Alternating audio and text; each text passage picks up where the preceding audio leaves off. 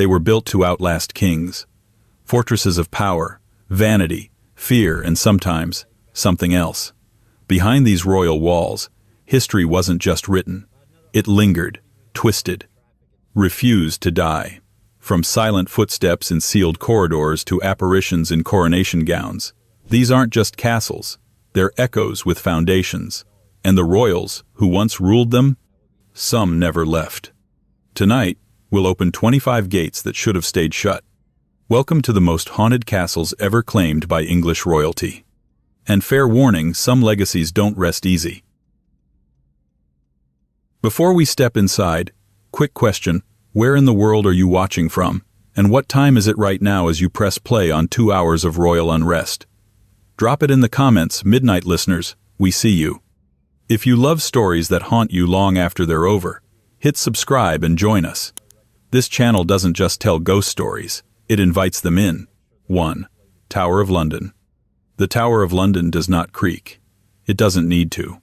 When the walls themselves have soaked up enough dread to kill a village, the ghosts don't need to whisper. They simply wait. Tower Green, for instance, is far too quiet. That's the part that gets you. There's an almost mechanical neatness to it, a serene, manicured patch of grass in a fortress built for dirty power, raw confinement, and public endings. And if you're unlucky enough to find yourself standing there alone, especially after the last tour guide has vanished into the mist with a joke and a wave, you'll understand why some say it's never truly empty. Not even for a moment. This place has never been about comfort. The tower began as a Romanesque fortress under William the Conqueror, just another tool to say, I'm in charge. Then it evolved, the way nightmares do, into a prison, an armory, a zoo, a mint, a royal residence, an execution site, and eventually a museum, each phase piling another weight of human contradiction onto the stone. But it's not the royal jewels that attract the ghosts. It's the slow drip of panic through centuries. They say Anne Boleyn still walks here, headless but composed. If that seems overly theatrical, good, because her death was. She was accused of adultery, incest, and treason, charges so murky they might as well have been horoscopes. She met her end cleanly, by French sword, after whispering a prayer to an audience of strangers. But her story didn't end there. Not for the tower, not for us.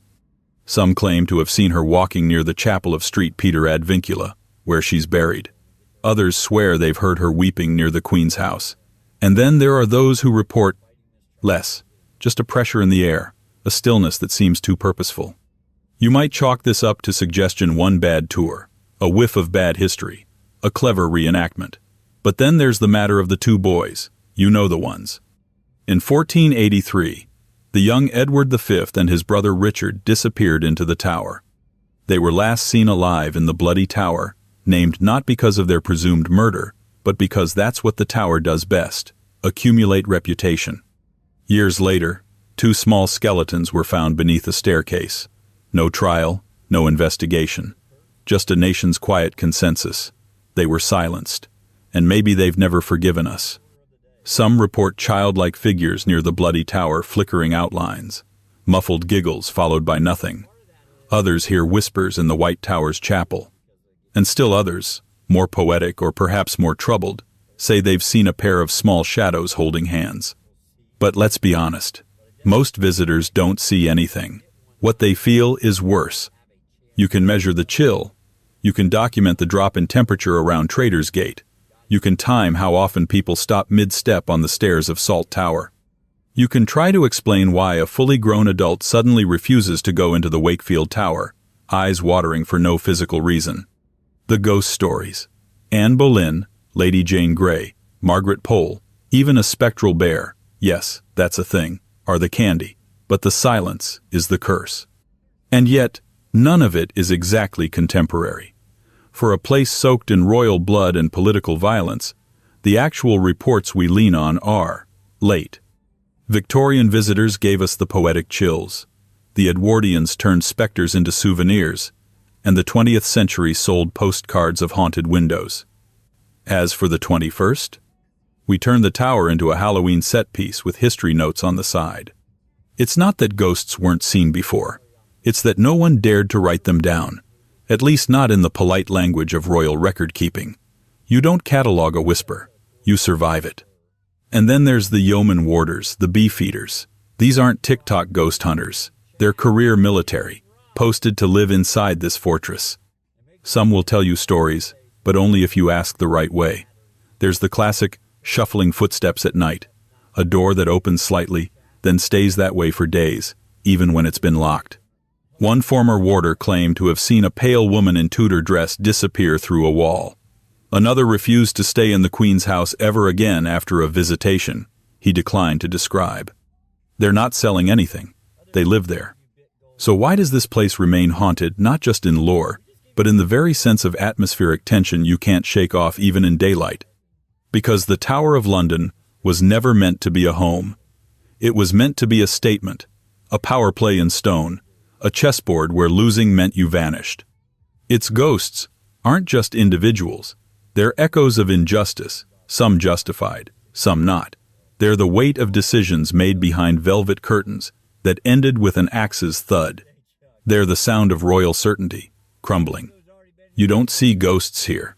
You inherit them. But if you did want to go looking, I'd suggest starting at Tower Green after dusk. Wait until the tourists leave. Wait until the crows get bored. Then stand still. Not for the ghosts, but for yourself. See how long you can stay before your own body tells you something is wrong. You might say it's imagination. That's fine. Just don't check your phone.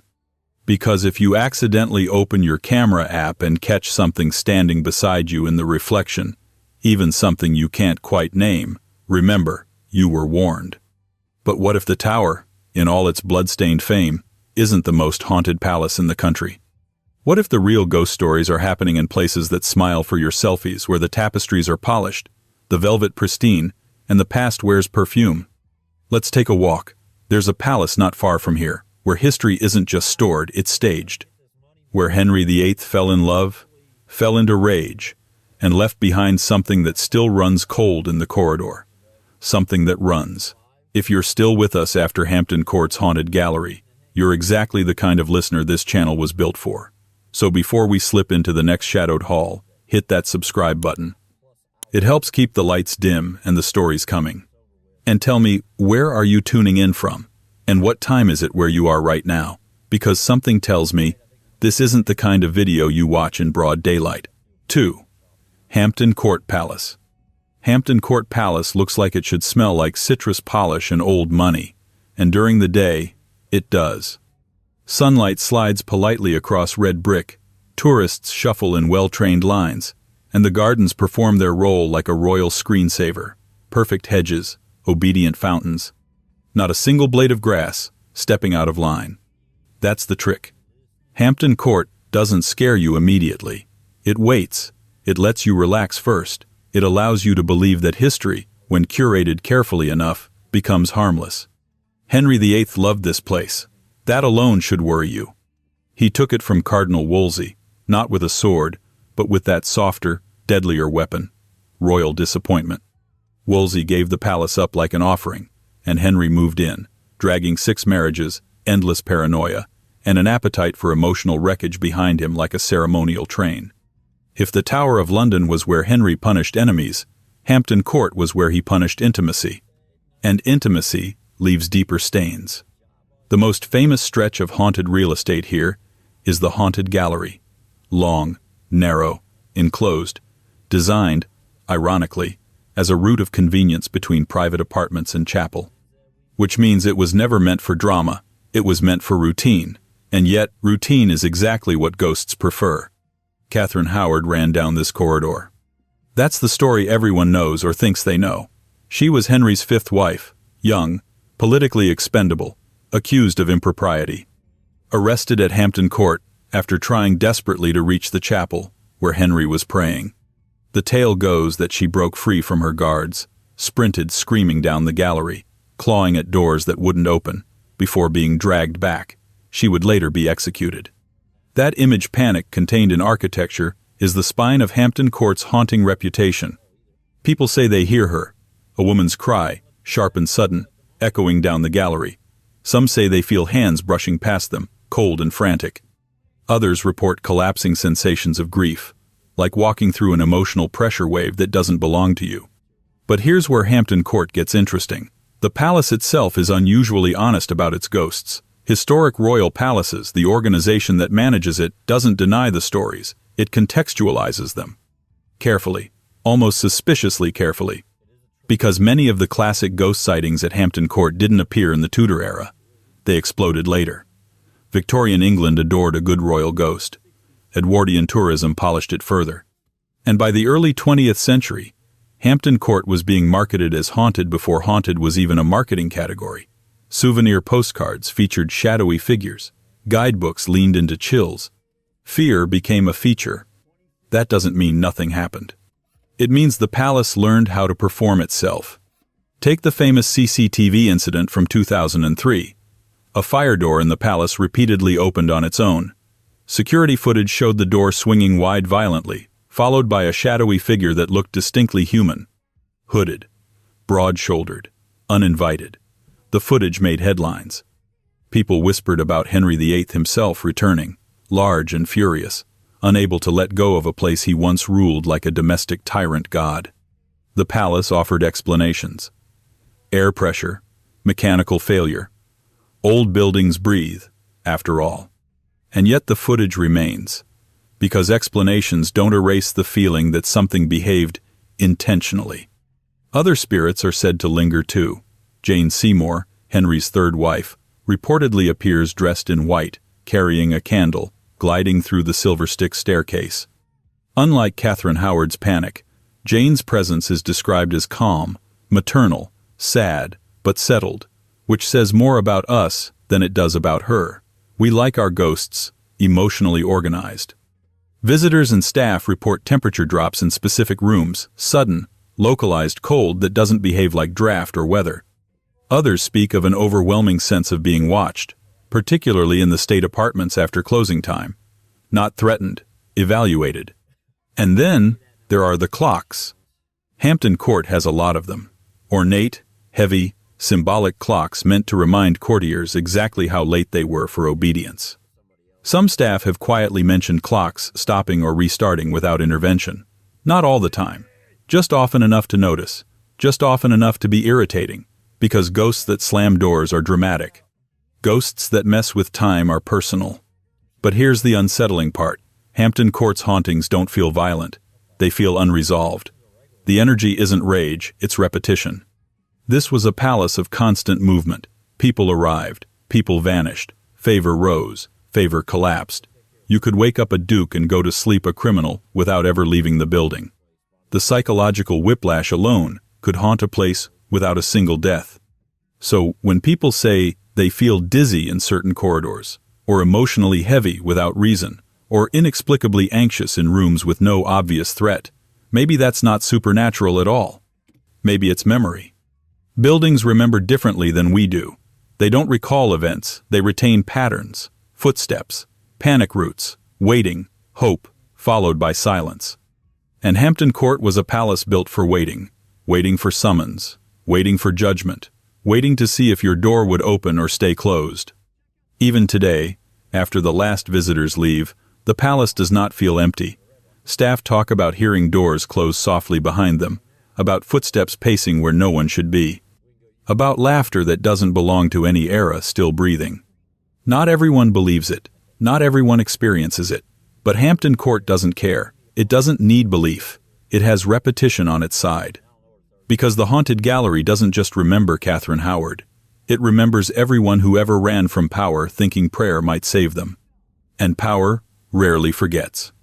So if the Tower of London feels like a warning, Hampton Court feels like a lesson, one delivered quietly, elegantly, with tapestries to soften the blow. And yet, for all its ghosts and corridors and curated chills, Hampton Court is still theatrical. A palace that knows it's being watched. A haunting that learned how to pose. Which raises an uncomfortable question. What happens when the ghosts stop performing? Because not far from here stands a castle that doesn't rely on corridors or galleries or carefully preserved stories. A place where the haunting spills beyond the walls, into forests and open land where the ghost doesn't run or weep. It hunts. 3. Windsor Castle and Windsor Great Park. Windsor Castle is not just a building. It is a kingdom's muscle memory, a fortress grown fat on ceremony and survival, perched above the Thames like it's waiting for an army that no longer comes. And it is very much alive. Not in the touristy sense, though yes, the foot traffic is relentless. Not even in the political sense, though prime ministers still shuffle through its rooms with a whiff of stage fright. No, Windsor lives in that quieter, older way like an animal too ancient to need movement to prove it breathes. It observes, and it remembers. But to find its ghosts, you don't always start with the throne rooms or state apartments. You start in the woods. Windsor Great Park is 5,000 acres of forest, field, and royal symbolism. A landscape so manicured, it almost convinces you that nature knows how to behave. It's a place built for hunting, strolling, and the subtle theater of being watched while pretending you're not watching back. And somewhere in the middle of all that royal order, something runs that should not be running. They call him Herne the Hunter, and no one agrees on what exactly he is. Some say he was a keeper in the time of Richard II, a man who saved the king from a charging stag only to be mortally wounded himself. Legend says he was healed by dark arts, then cast out, dishonored, and finally found hanging from an oak tree with antlers nailed to his skull like a crown. Or maybe he was a metaphor, a warning, a bit of working-class folklore that accidentally climbed too close to the aristocracy. Or maybe, just maybe, he never died. Reports have flickered in and out of royal folklore for centuries.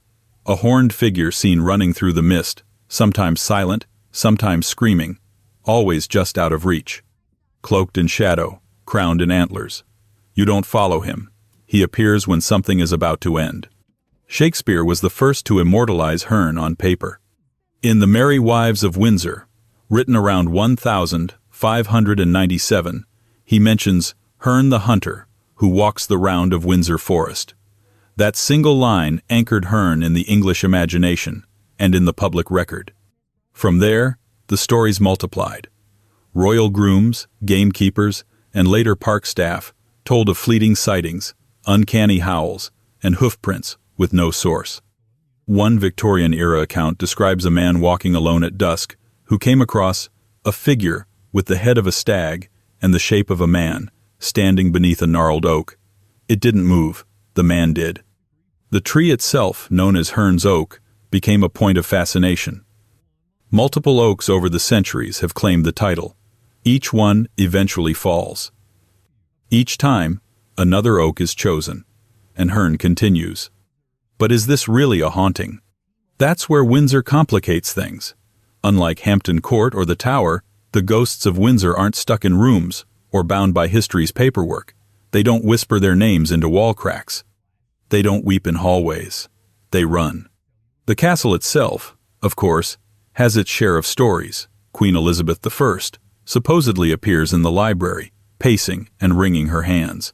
King George III, in the later stages of mental decline, has been spotted staring blankly from windows, and there's a soldier in the battlements, still performing a post he never finished.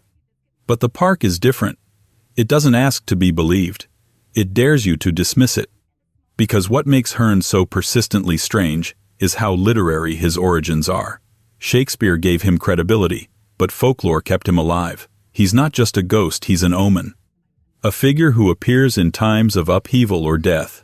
His sightings have been loosely tied to the deaths of monarchs, the outbreak of war, even the abdication crisis of 1936. That's not evidence, of course. That's pattern hunting, coincidence with better costume design. And yet, it lingers. Royal staff, even today, often avoid discussing Herne directly. Not out of fear, necessarily, but because there's a rule with this kind of legend. Once you speak it, you summon it. Superstition wrapped in protocol. What's compelling about Herne is not the specifics of the sightings. It's the consistency of the motif. A horned figure, a hunter, a man who is not quite man, appearing when the fabric of the monarchy seems to fray. Which leads to an uncomfortable hypothesis. What if Herne isn't a ghost at all? What if he's a reaction? An archetype that reanimates every time the country needs to remember that beneath all the robes and pageantry, The crown was once defended by forests and blood. Because that's the unnerving truth about Windsor. Its history is not just stone and ceremony, it's land, trees, the sense that something older than monarchy lives just beneath the surface. And occasionally, it shows its face, or its antlers. Visitors to Windsor Park today still report hearing hooves in the fog when there are no horses nearby, or feeling watched from within the trees, or seeing something vanish between branches faster than a deer, slower than a man. And these aren't ghost hunting tourists with EMF meters and night vision cameras.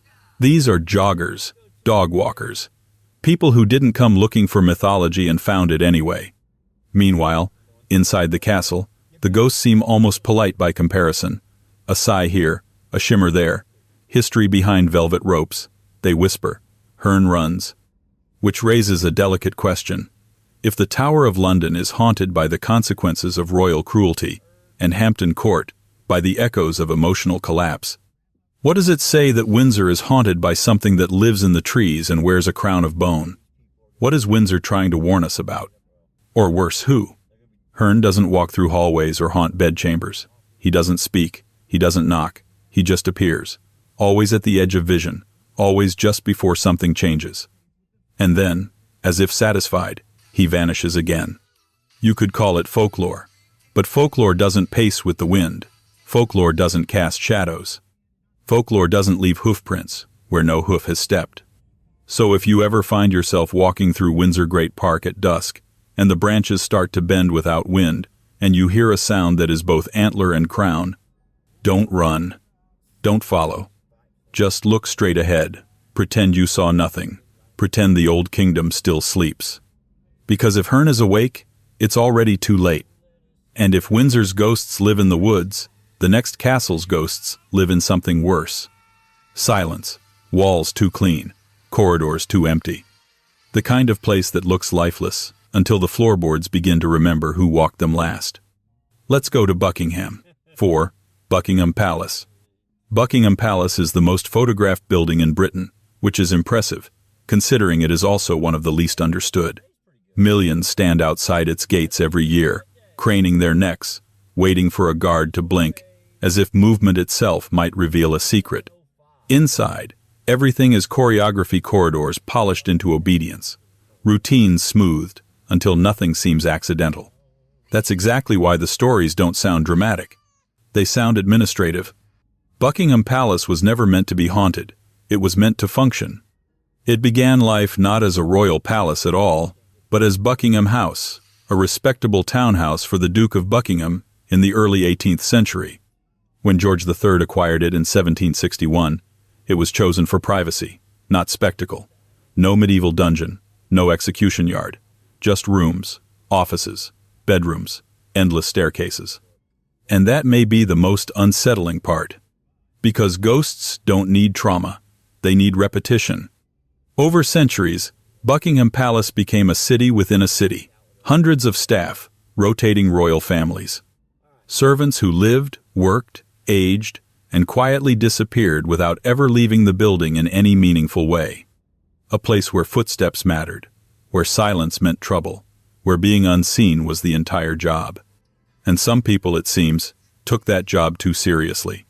One of the most repeated stories involves an enchained monk. The tale claims that the palace was built over land once belonging to a monastery, and that a spectral figure cloaked, restrained, endlessly pacing has been glimpsed in the basement corridors. The monk is rarely aggressive. He doesn't speak. He just appears, long enough to remind whoever sees him that the ground beneath their feet had a life before royalty claimed it. Is there documentation? Not really. The story surfaces mostly in modern compilations, whispered recollections from staff, and press-friendly ghost roundups. It's folklore layered over urban archaeology. And yet, it persists. Because palaces hate admitting they were built on top of something else. Then there's Major John Gwynne. He was a late 19th century official involved in palace renovations, one of those men who exist in blueprints and expense ledgers rather than portraits. According to repeated anecdotes, Gwynne disapproved of certain structural changes made to the palace. After his death, staff allegedly reported seeing a man in old-fashioned military attire wandering the halls, inspecting walls, shaking his head, vanishing into doorways that no longer led anywhere. If that sounds absurdly specific, that's because it is. Ghost stories tied to bureaucracy are always the strangest. No tragedy, no spectacle, just unfinished business in the most literal sense. Footsteps are the most common report at Buckingham Palace. Not running, not dragging, just walking, steady, confident, the sound of someone who knows exactly where they're going. Which is inconvenient, because often there's no one there. Some staff have reported hearing doors open and close gently in otherwise empty corridors, lights switching on in unused rooms. The sense of being observed while performing routine tasks, especially late at night, when the palace sheds its ceremonial skin and becomes what it really is, a very large building full of echoes. What Buckingham Palace lacks in theatrical hauntings, it compensates for in atmosphere. This is not a place of emotional outbursts. It's a place of containment. Even its ghosts seem trained not to cause a scene. And that fits. Because Buckingham Palace is where monarchy became modern, where power learned how to hide in plain sight. The Tower terrified, Hampton Court manipulated, Windsor symbolized, Buckingham Palace managed. Which means any haunting here would have to obey the rules. No screaming, no running, no overt displays. Just quiet disruptions, subtle reminders that even systems designed for permanence eventually begin to fray. What's particularly telling is that many of the stories come from people who worked behind the scenes, cleaners, security staff, maintenance crews, people whose job required them to notice when something was out of place, when a sound didn't belong, when a shadow moved against expectation. And these stories often share a strange emotional neutrality. Not fear, not panic, just unease, a sense that someone else is still clocked in. It's worth noting that Buckingham Palace remains a working royal residence. That alone complicates everything. Unlike museums, where ghost stories thrive on emptiness, Buckingham is alive with routine, which means there's always a plausible explanation, always another staff member, always a rational shrug, until there isn't. Because some reports mention something more difficult to explain, a feeling of being evaluated, not watched like prey, watched like performance, as if the palace itself is assessing whether you belong. That might sound poetic, or ridiculous, but buildings designed around hierarchy have a way of enforcing it long after the people are gone. Buckingham Palace has hosted generations of monarchy adapting to survival. Abdications, wars, public scrutiny, private grief behind thick curtains. The emotional residue doesn't evaporate just because the furniture gets updated. And unlike older castles, Buckingham doesn't allow you to blame the past. There's no medieval darkness to hide behind, no crumbling stones, no ivy to romanticize decay. Everything here is clean, which is precisely why the disturbances feel wrong. A ghost in ruins makes sense. A ghost in a polished corridor feels like a clerical error. And that may be the real haunting of Buckingham Palace, not specific apparitions, but the sense that the machine never fully shuts down. That, even after hours, even after generations, someone is still making sure the system runs. The monk, the major, the footsteps, they're not trying to scare anyone. They're just present. Which leads to an unsettling thought. If Buckingham Palace is haunted, it's not haunted by death. It's haunted by duty. By people who spent their lives maintaining an institution that outlived them and then apparently decided not to leave, because leaving was never part of the job description. And that makes Buckingham Palace one of the most quietly disturbing royal residences of all. Not because it screams, but because it never does. You don't feel terror here. You feel supervision. But if Buckingham is about control and containment, the next palace tells a different story. A place of illness, isolation, and lives lived just out of reach of power, where the ghosts don't patrol corridors, they linger in bedrooms, and sometimes they spin. 5. Kensington Palace. Kensington Palace is not interested in being dramatic. It doesn't loom. It doesn't glower. It doesn't stand like a fortress or curl like a trap. Instead, it reclines. Tucked behind the green screens of Kensington Gardens, it wears the calm face of aristocracy. Brickwork, modest symmetry, paths softened by centuries of strolling monarchs, a palace that behaves itself. And that's exactly what makes it suspicious. Because Kensington is the palace of private unraveling. It doesn't make headlines with executions. It doesn't thunder with public scandal, at least, not the kind that leaves visible scars. What it has instead are whispers in drawing rooms, nervous physicians at bedside tables, and the quiet echo of someone once very powerful trying not to cry in a hallway. And ghosts love that kind of silence. Let's start with the spinning wheel. Not exactly a scream in the dark, but it's one of the most persistent stories. Visitors and staff have, over the years, claimed to hear the sound of a wheel turning soft, rhythmic, always from a room they cannot quite locate. The sound continues even when the palace is closed, when no restoration crews are present, when the corridors are supposed to be asleep. Some say it's the echo of a servant at work, a piece of routine accidentally folded into the building's memory. Others insist it's tied to the mysterious figure of Princess Sophia, daughter of George III. Sophia lived out much of her life in quiet seclusion within Kensington, battling poor health, emotional strain, and the heavy weight of dynastic invisibility. She never married. Her rooms were kept closed. Her decline, like so many others here, happened slowly and without fanfare. Her ghost, if it is hers, doesn't announce itself. She is said to walk softly, to appear at the end of a hallway and then simply vanish. Occasionally, staff have reported the scent of old perfume in empty rooms, or the sense that someone is sitting in a chair that's still warm to the touch. But Kensington doesn't restrict itself to one story. The palace has been home to an astonishing spread of royal lives, births, deaths, marriages, and breakdowns, all behind its subtly guarded facade. Queen Victoria was born here. Her childhood was controlled, even suffocating. She described her early years at Kensington as a kind of captivity, hemmed in by her mother's Kensington system, a strict regime designed to make her docile. You can still visit her childhood rooms. They look peaceful now.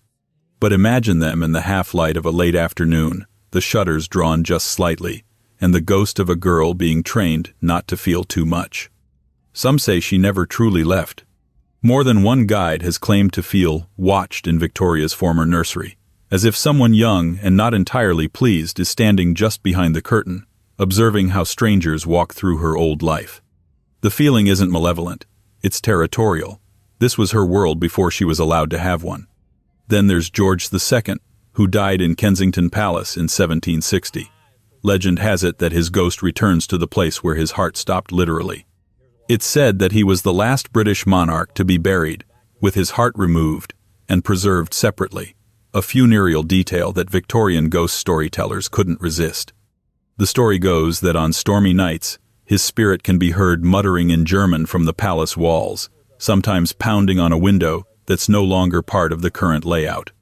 Whether or not any of that is true is beside the point. What matters is the pattern. Kensington doesn't do obvious ghosts. It doesn't produce Victorian ladies floating through halls or howling figures in chains. What it offers instead are episodes, a presence, a cold patch, a smell, a sound just a little too clear. It is a haunting stitched into routine. It's easy to forget that even today, Kensington is a living palace. Royals still reside in its private apartments. The public sees only a portion. The rest remains cordoned off, behind discreet hedges and polite security. That fact alone means that many ghost stories here are interrupted not by disbelief, but by diplomacy. Staff won't talk on the record. They hint, they deflect. But the same themes emerge. Footsteps after hours, voices in locked rooms, a sense of being observed by someone who isn't supposed to be on the guest list. And then there's Peter the Wild Boy. A real historical figure. Peter was a feral child found in the German forest in 1725 and brought to Britain as a kind of curiosity. He was eventually housed at Kensington Palace under royal protection. He never learned to speak. He never quite adjusted. He walked endlessly, often in circles, sometimes in silence. A child who was studied, gawked at, and then quietly forgotten.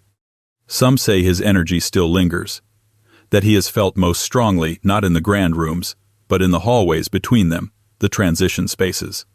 The places where a child might have stood, waiting, not knowing where to go next. That's the pattern with Kensington. It is not haunted by vengeance or injustice. It is haunted by indecision. People lived here too long without clarity, trapped between duty and desire, between visibility and isolation. Kensington is where the Crown put people when it didn't know what else to do with them. The hauntings are the residue of lives lived in emotional parentheses. Which makes sense. The palace was never supposed to be a political stronghold. It was designed for privacy, for retreat. But privacy has a price. Without an audience, people forget how to perform. And when performance fades, what's left is vulnerability. You can feel it in the Queen's staircase. A quiet corridor with perfectly proportioned steps and a strange acoustic quality. Visitors sometimes report hearing conversations they can't quite decipher, like words being spoken just out of range, not in malice, but in secrecy. Others have described feeling oddly melancholic in certain wings of the palace, as if the air itself carries a low, persistent note of regret. But Kensington doesn't offer closure. There's no climactic ghost sighting to wrap it all up. No definitive presence who steps into the light and bows. The palace remains, and so do the stories, half-glimpsed, murmured, inherited. The ghosts here are not what happened. They are what almost happened. The proposal not made, the illness not diagnosed in time, the warning ignored, the affection restrained. They are the emotional leftovers of royal life without resolution. And they remind us that sometimes the worst kind of haunting is simply waiting. Which brings us, almost inevitably, to a different kind of palace. Less visible to the public. Still operational. Still heavy with history and protocol. And still whispering at night, behind walls designed to never share a secret. Let's go to St. James's. 6. St. James's Palace. St. James's Palace does not look like it belongs to the modern world. It broods. An imposing hunk of red brick Tudor bluntness, slightly askew in the ever-tidier streets of central London. St. James's Palace doesn't smile for the camera like Buckingham. It doesn't perform like Windsor. It stands there, stone-faced, black windows, like an old teacher who's decided you'll never live up to the standard and won't waste their breath explaining why. There's no visitor center, no long gift shop exit, no velvet rope walk-through. Most people pass by it without realizing they've just walked past the oldest royal palace in London still in use. And that's part of the magic. Because when a palace this significant fades into the background, it doesn't disappear. It seeps. The quiet ones always do. St. James's has been here since the early 1530s, built by Henry VIII on the site of a former leper hospital. Already, we're off to a good start. It was supposed to be a quiet place, a modest hunting lodge to escape the pressures of court life. Naturally, Henry turned it into another royal power center, marrying rest with influence the way only monarchs can, by making your getaway mansion someone else's workplace. Over the centuries, it hosted births, deaths, declarations, and dramas. It saw queens die here, wars announced here, ambassadors received, and marriages arranged or ruined inside these rooms. It even remained the official royal court long after Buckingham Palace took the spotlight. To this day, ambassadors are still formally accredited to the court of St. James's. A nice reminder that even in ceremonial obsolescence, some institutions refuse to step aside. Which brings us to the ghosts. If Kensington is the palace of silences, St. James's is the palace of secrets. And secrets have a peculiar habit of aging poorly. The best-known haunting attached to St. James's Palace is that of Joseph Sellis, a name that comes with just enough official history to complicate everything. Sellis was the valet of Prince Ernest Augustus, Duke of Cumberland, the future King of Hanover. In 1810, Sellis was found dead in his room at the palace. His throat had been cut. Officially, suicide. Unofficially, well, that's where things get interesting. Contemporaries at the time raised eyebrows. The inquest was conducted in the usual prompt and opaque royal manner. Rumors circulated that Sellis had been murdered. Some suggested it was the prince himself, implying a violent altercation, followed by a cover-up. Witnesses described blood trails that didn't quite add up. A few whispered that Sellis had known too much. About what, exactly, no one was willing or allowed to say. Now, over 2 centuries later, The story has settled into legend, but the unease never quite left the room. Staff who work in the palace today still mention a particular corridor, a quiet stretch near where Celis's quarters once were. Doors open and close gently on their own. People report a coldness in the air that feels unnatural, and occasionally, a shadow at the edge of vision, just standing still, not watching, just there. Some claim to have heard footsteps at odd hours, walking with purpose, stopping abruptly, as if someone changed their mind halfway down the hall. You could dismiss all of it, a drafty old building, creaks and clunks and misremembered echoes. Except, St. James's doesn't have tourists wandering around creating feedback loops of suggestion. It's not a place where you come expecting ghosts. You come here if you work here, or if you're summoned. And that makes the stories more unsettling. There's a kind of hierarchy to British royal hauntings. At the bottom are the playful tales, white ladies, cold spots, unexplained doors. Next are the thematic hauntings, tragedy, revenge, history repeating itself in dramatic fashion. Then, at the top, there's the bureaucratic haunting. That's where St. James's Palace excels. It's not haunted by theatrics.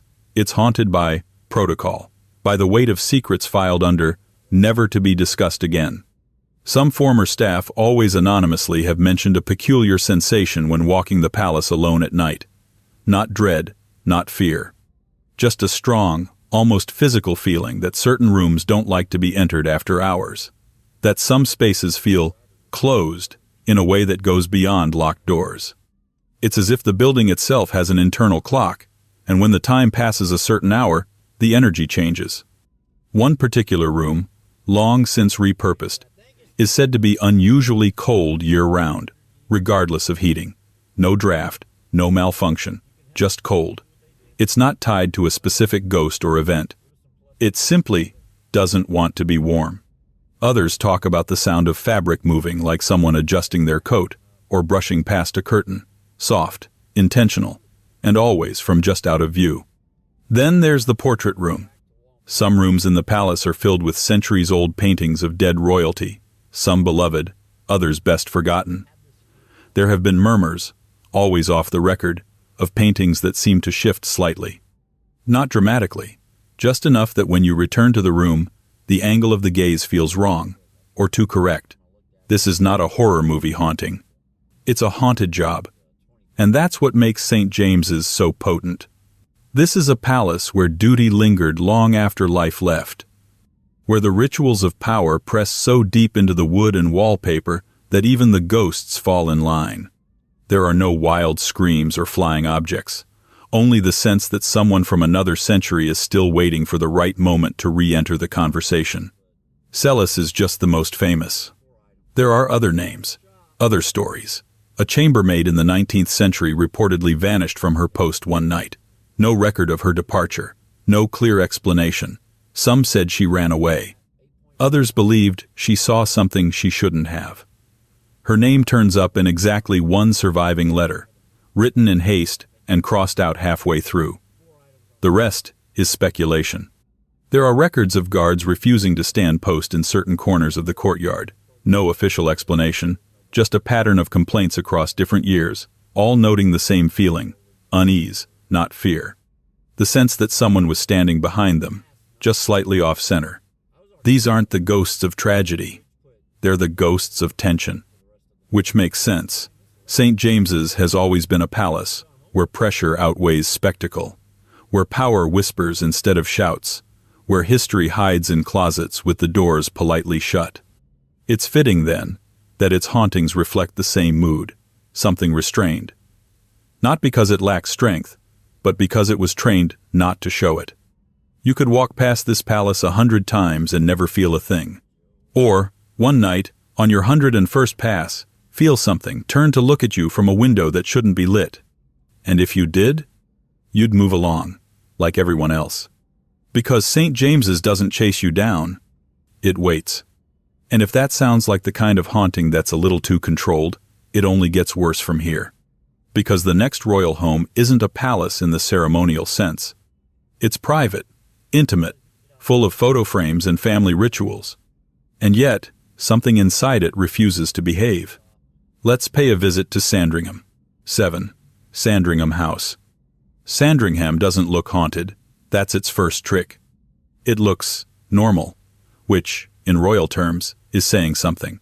No towering turrets, no defensive walls, no grim stone gargoyles or medieval execution chambers repurposed into gift shops. Just a stately red brick country house sitting amid 20,000 acres of picturesque Norfolk landscape. Quiet, well-behaved, comfortably regal. The royal family calls it home, and the ghosts call it familiar. Sandringham is not a palace in the traditional sense. It's private, a retreat, a place of muddy boots and Christmas speeches. It's where the royals go to be themselves, or at least to practice pretending. And that's why the haunting here is different. It doesn't try to scare you, it tries to blend in, which makes it worse. There is no one ghost that haunts Sandringham. There are many.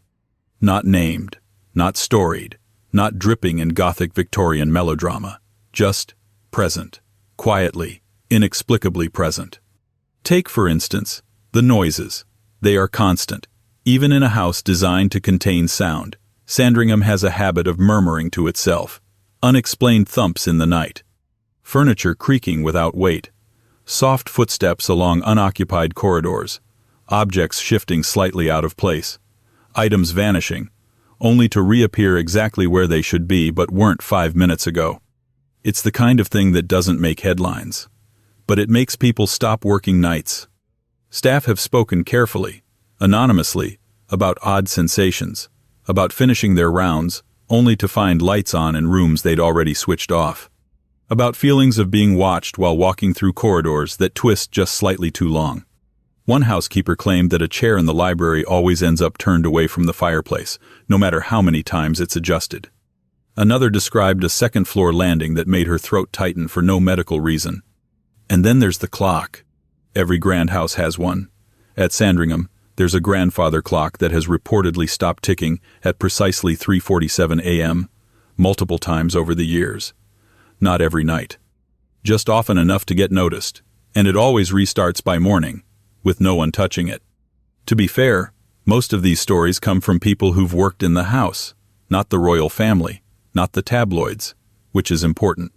Because when the people who clean, cook, guard, and repair a building say they feel something off, and say it quietly, without a platform, it tends to carry more weight. Sandringham isn't famous for a specific haunting. It doesn't have its own white lady or headless nun to trot out on Halloween. Instead, it has atmosphere. Thick, lingering atmosphere. The kind that doesn't require belief to be felt. And that's far more dangerous. The house itself was built in the 19th century and purchased by Queen Victoria in 1862 as a gift for her son, the future Edward VII. Since then, it's remained a favored royal retreat. It's where George V died. It's where countless royal Christmases have unfolded, year after year, behind thick drapes and closed gates. But royal doesn't mean untouchable. The most commonly reported phenomena at Sandringham resemble poltergeist activity, though no one wants to use that word. It feels unseemly, impolite. But it fits. Small disturbances, electrical quirks, objects moving without explanation. One former staffer described it as, like something testing the limits of what it can get away with. Another simply said, "There's something here that doesn't sleep." Some have linked the activity to periods of high emotional intensity in the house, deaths, illnesses, royal transitions. The idea being that places, like people, absorb stress. And sometimes that stress doesn't dissolve, it curdles. When King George VI, Queen Elizabeth II's father, died at Sandringham in 1952, the house was thrown into mourning. The days following his death were cold, dim, and heavy with ritual. In the years that followed, staff occasionally noted strange drafts in otherwise sealed rooms, a scent of cigar smoke in places no one had smoked in decades, a chill that lingered too long beside a certain window in the blue drawing room. Could it be nothing? Of course. Sandringham is a large house in a cold part of the country. It creaks. It shifts. It has far too many light switches, and just enough history to make any bump in the night feel like something reaching through time. But then you hear the stories overlap. Different staff, different decades, same details. Same chair that won't stay put. Same clock that stops at the same hour. Same dog that barks at the same corner of the drawing room for no reason. Which brings us to the dogs. The royals love their dogs, and dogs, as every ghost enthusiast will tell you, are notoriously sensitive to what the rest of us cannot see. At Sandringham, more than one visitor has observed royal corgis freezing in place at specific thresholds, staring at something invisible, then slowly backing away. Some chalk it up to canine nerves, others take it as confirmation. The royal family, for their part, rarely comment on the supernatural. They don't need to. Their silence is louder than any confession. But it's no coincidence that the staff tasked with keeping the house functional are the ones who speak the most plainly about what it's like to work there after dark. There's no open fear, just a quiet understanding. You lock the rooms, you turn off the lights, you don't go back for your keys if you forget them. Sandringham's power lies in its normality. It is not a Gothic ruin. It is not a medieval fortress. It is a functioning country estate. Warm, richly decorated, filled with family photos and daily routines, which makes the haunting even more disconcerting, because it proves that ghosts don't just cling to trauma. Sometimes they cling to habit, to places where life repeats, where the same rituals dressing, dining, walking, waiting happen year after year, decade after decade. A kind of emotional residue builds. And if you believe in such things, that residue doesn't just linger, it lives. And if it lives, it occasionally acts out. Not loudly, just enough. Sandringham doesn't offer dramatic reveals. There are no diary entries claiming visitations, no official logs of spectral events, just a steady trickle of unspoken rules and quietly followed superstitions. You knock before entering certain rooms. You don't linger too long in the servants' passage after midnight. You don't ask why that door won't stay closed. And if something brushes your coat when no one else is there, you don't mention it. Which leads us to a troubling question. If a place as warm and personal as Sandringham can be quietly, persistently haunted, what about the other private homes? What about the royal residences that don't open to the public? The ones we only glimpse in headlines and photo ops? Because just down the road is another estate. Smaller, quieter, less famous. But it has a story of its own. A place where religion, repression, and the weight of history have left a different kind of scar. Let's pay a visit to Anmer Hall. 8. Anmer Hall. Anmer Hall doesn't want your attention. It's the royal residence that quietly steps aside while the cameras swing toward Sandringham, just 2 miles down the lane. You won't find it on postcards. It's not stamped into souvenir teacups. Even in royal biographies, it's often a footnote: country retreat, Norfolk, early 19th century brick and slate, currently occupied. That anonymity is its armor. But behind that armor, something doesn't sit right.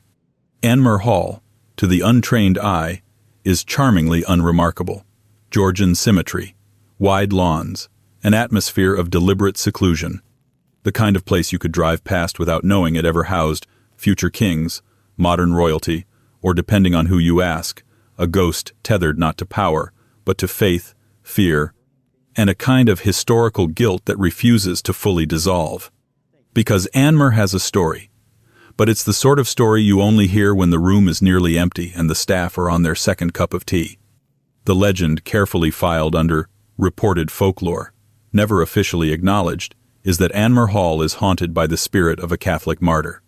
Let that settle for a second, because in the context of English royal history, that is not just a ghost, that is a symbol with teeth.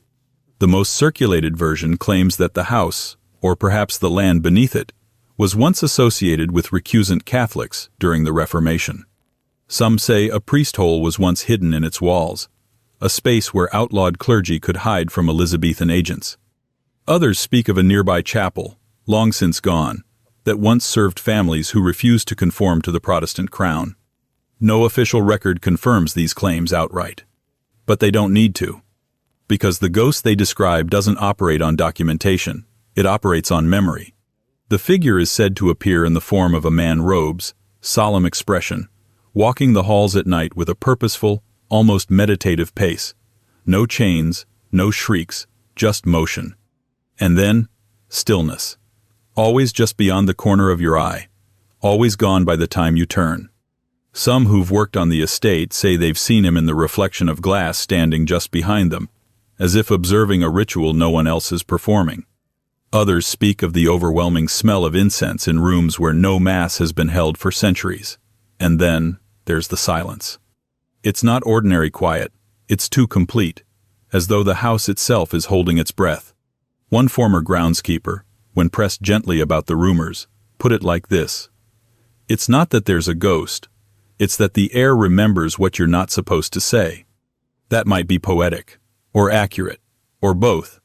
What makes Anmer Hall's haunting different from, say, the Tower of London or Hampton Court, is that it doesn't spring from spectacle, it hides, just like the people it might be haunting in honor of. Catholics in Protestant England spent generations perfecting invisibility, and so, perhaps, did their ghosts. There are no photographs, no viral footage, just a long trail of coincidental disturbances. Footsteps in empty corridors. Doors that refuse to stay closed, not violently, but persistently, as if someone expects to return. The sound of pages turning in rooms without books. Electrical flickers. Clocks that lose time during certain hours. And dreams. Staff report dreaming of the same room again and again, even if they've never been in it. Waking with the name of someone they've never met pressed into their memory, only to find it missing by breakfast. Some attribute these experiences to suggestion, of course. Rural estates often invite the imagination to fill in the blanks.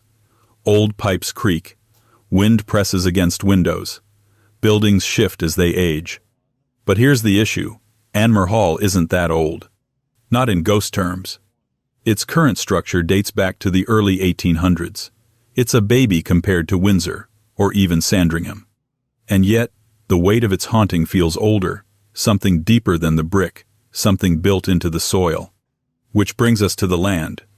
The grounds of Anmer are wide, flat, deceptively serene, but the local oral history speaks of prior structures, smaller manors, religious buildings, ancestral homes all now erased. During minor construction in the late 20th century, builders uncovered what appeared to be foundation remnants, stones aligned in ways that didn't match any recorded plans. Some believe it was a chapel. Others suggest it was a priest's residence. No full excavation was done. Too inconvenient, too expensive, and perhaps too revealing. Because digging into the past at Anmer Hall feels a bit like unsealing a confession, and no one wants a haunting to become a headline. The current residents, notably the Prince and Princess of Wales, have never commented publicly on any spectral activity, nor are they expected to. Royal silence is tradition, especially about the supernatural. But over the years, anecdotes have leaked not from the royals themselves, but from those who pass through. Guests who feel watched in certain hallways, nannies who avoid specific rooms without explaining why, staff who sleep with lights on, just in case. Even locals have their own phrases for it. One older villager called the house a place with a second set of footsteps. You hear one pair, but you feel another. Again, none of this is official. Anmer Hall is a private home. The public doesn't tour its rooms. There are no guided ghost walks, no curated spookiness for visitors to enjoy. Which is precisely why the rumors hold weight. When a place isn't selling you a ghost story but the stories still arrive, you start to pay attention. And that's the discomfort of Anmer Hall. It's not trying to impress you. It's not trying to scare you. It's trying to be forgotten. The haunting here isn't flashy. It's procedural. It slips into the seams of everyday life. A whisper behind a closed door. A breath of incense when you're alone. A shadow that crosses a room without a source. Nothing you can record. Everything you can feel. And like all the best hauntings, it raises questions instead of answering them. If this land once hosted secret worship, is the ghost a guardian? A reminder? A warning? Or is it something simpler, someone who once found peace here and refused to leave when the rules changed? Or worse, someone punished for belief, who now walks not for vengeance, but because there was never a place for them to rest. Anmer Hall does not answer. It simply endures. And if a quiet royal estate like this can carry centuries of unspoken memory, Then what of the places built to house memory itself? Not for the living but for the dead? Places where mourning becomes architecture. Where the past isn't just felt, it's buried. Next, we step into one of the strangest royal sights of all. A house of retreat. A garden of graves. Let's walk among the mausoleums at Frogmore. 9. Frogmore House and the Royal Mausoleum. Frogmore doesn't pretend. It doesn't need to. Tucked into the private corner of Windsor Home Park, behind controlled gates and carefully ambiguous signage, Frogmore House sits with the practiced stillness of a place that knows its job is not to be visited but remembered.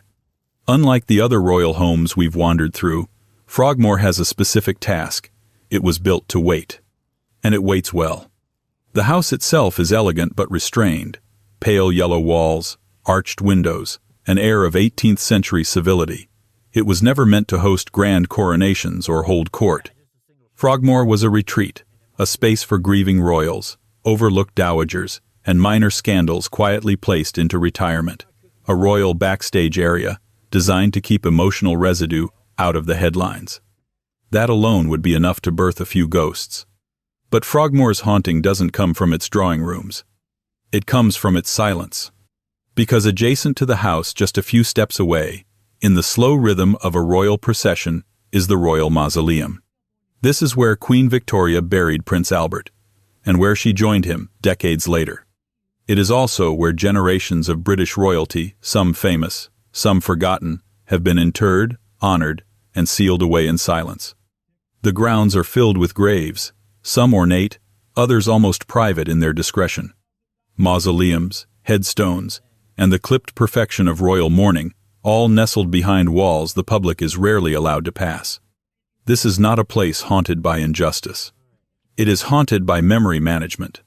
The ghosts at Frogmore do not scream, they do not rattle chains, they do not flicker in mirrors. Instead, they press. Softly. Like the weight of a too heavy curtain. Visitors, rare as they are, have reported a kind of emotional atmosphere that's difficult to name. A pressure in the chest. A sharp drop in temperature that doesn't match the weather. The sound of footsteps in gravel where no feet fall. A shape sometimes human, sometimes not seen in the corner of the eye, gone before the brain can fully assemble it. But these aren't dramatic events. They're interruptions. Little ruptures in what is supposed to be a controlled environment. And Frogmore is all about control. The house was originally built in the 17th century, but it was Queen Charlotte, wife of George III, who gave it royal relevance. She wanted a place to retreat from court life. A domestic, almost cozy escape from the politics of monarchy. Later, Queen Victoria made it the official site of royal mourning. After Prince Albert's death, Victoria reshaped Frogmore into a kind of spiritual cocoon. She had the Royal Mausoleum built a Byzantine-style structure, surrounded by dense greenery and gravel paths. Inside, she placed her grief, carved in stone and cloaked in ritual. It's fitting that the haunting here is described not as fear but as weight. There are reports, quiet, always second-hand, of strange feelings in the mausoleum itself, of cold drafts despite sealed doors, of sudden, overwhelming emotion, unprovoked, while standing near the tombs. One staff member, during a routine inspection of the grounds, claimed they heard organ music when none was playing. Another refused to return after seeing a figure in black standing at the far end of the garden, a figure that vanished when approached, but left behind the faint scent of lavender and dust. The house has its stories, too. Rooms once used by Queen Victoria in her later years, after she had become a living monument to loss, are said to feel particularly heavy. Not in the way of dust or disuse, but as if someone is still occupying them, expecting a visitor who is long delayed. One parlor, in particular, has gained a quiet reputation among those who've had reason to spend time within Frogmore's walls. Lights that dim without cause. A mirror that fogs, subtly, without temperature change. And the odd sensation that someone is seated nearby, though the chair remains empty. But none of this is shocking, not really. Because Frogmore doesn't just house ghosts. It cultivates them. The entire estate is a royal memory palace, carefully manicured grief, trimmed, and swept into architectural reverence. The royal burial ground nearby includes the graves of Queen Mary of Teck the Duke of Windsor and Wallis Simpson, and other royals who, for one reason or another, needed to be remembered without being placed too close to the crown. It is, in some ways, a palace for the almost palaces. A final destination for the lives lived 1 degree off-center from history's spotlight. And ghosts, it turns out, are very good at finding those margins. Because Frogmore is a site of repetition, of mourning rituals, of anniversaries and solemn processions and family visits performed with a quiet duty that never quite lets grief settle. In such places, emotion does not fade, it loops. And the spirits that emerge from that kind of atmosphere are rarely loud. They are precise, intentional. They do not cry out, they linger. Which brings us to the strangest report of all. In the late 20th century, a visitor to the grounds during one of the rare public openings claimed to see a woman in mourning dress walking through the fog toward the mausoleum. The woman wore a black veil and carried a bouquet of lilies. The visitor assumed it was part of the royal family, or perhaps a reenactor, but no such visit had been scheduled. No staff member had seen her enter, and by the time the guest looked again, the figure had vanished, no footprints left in the gravel behind her. It would be a cliché if not for the details. The lilies. The exact type of veil worn in Victorian widowhood. The direction of her walk, not to the mausoleum, but from it. Of course, that could be imagination. Fog does strange things to the eyes. But then again, everything at Frogmore is designed to look still until it moves. This is the genius, and the curse, of Frogmore. It teaches us that memory, when carved into stone and given a garden, does not always stay in the ground. It breathes, it watches. And occasionally, it interrupts the living not to startle them, but to remind them. This story isn't finished. Frogmore's ghosts are not about tragedy. They're about permanence. They are the final echo of lives too dignified to vanish, too structured to scream. So if you ever find yourself walking through the gardens on one of the rare days the estate opens its gates to the public and you feel something pull at your sleeve or hear footsteps behind you when the path is empty, don't run. Just bow slightly. You're walking through a royal ritual, and the ghosts are only doing their part. But while Frogmore clings to memory, our next destination is haunted by something even more dangerous. Evidence. A ghost caught allegedly in a photograph.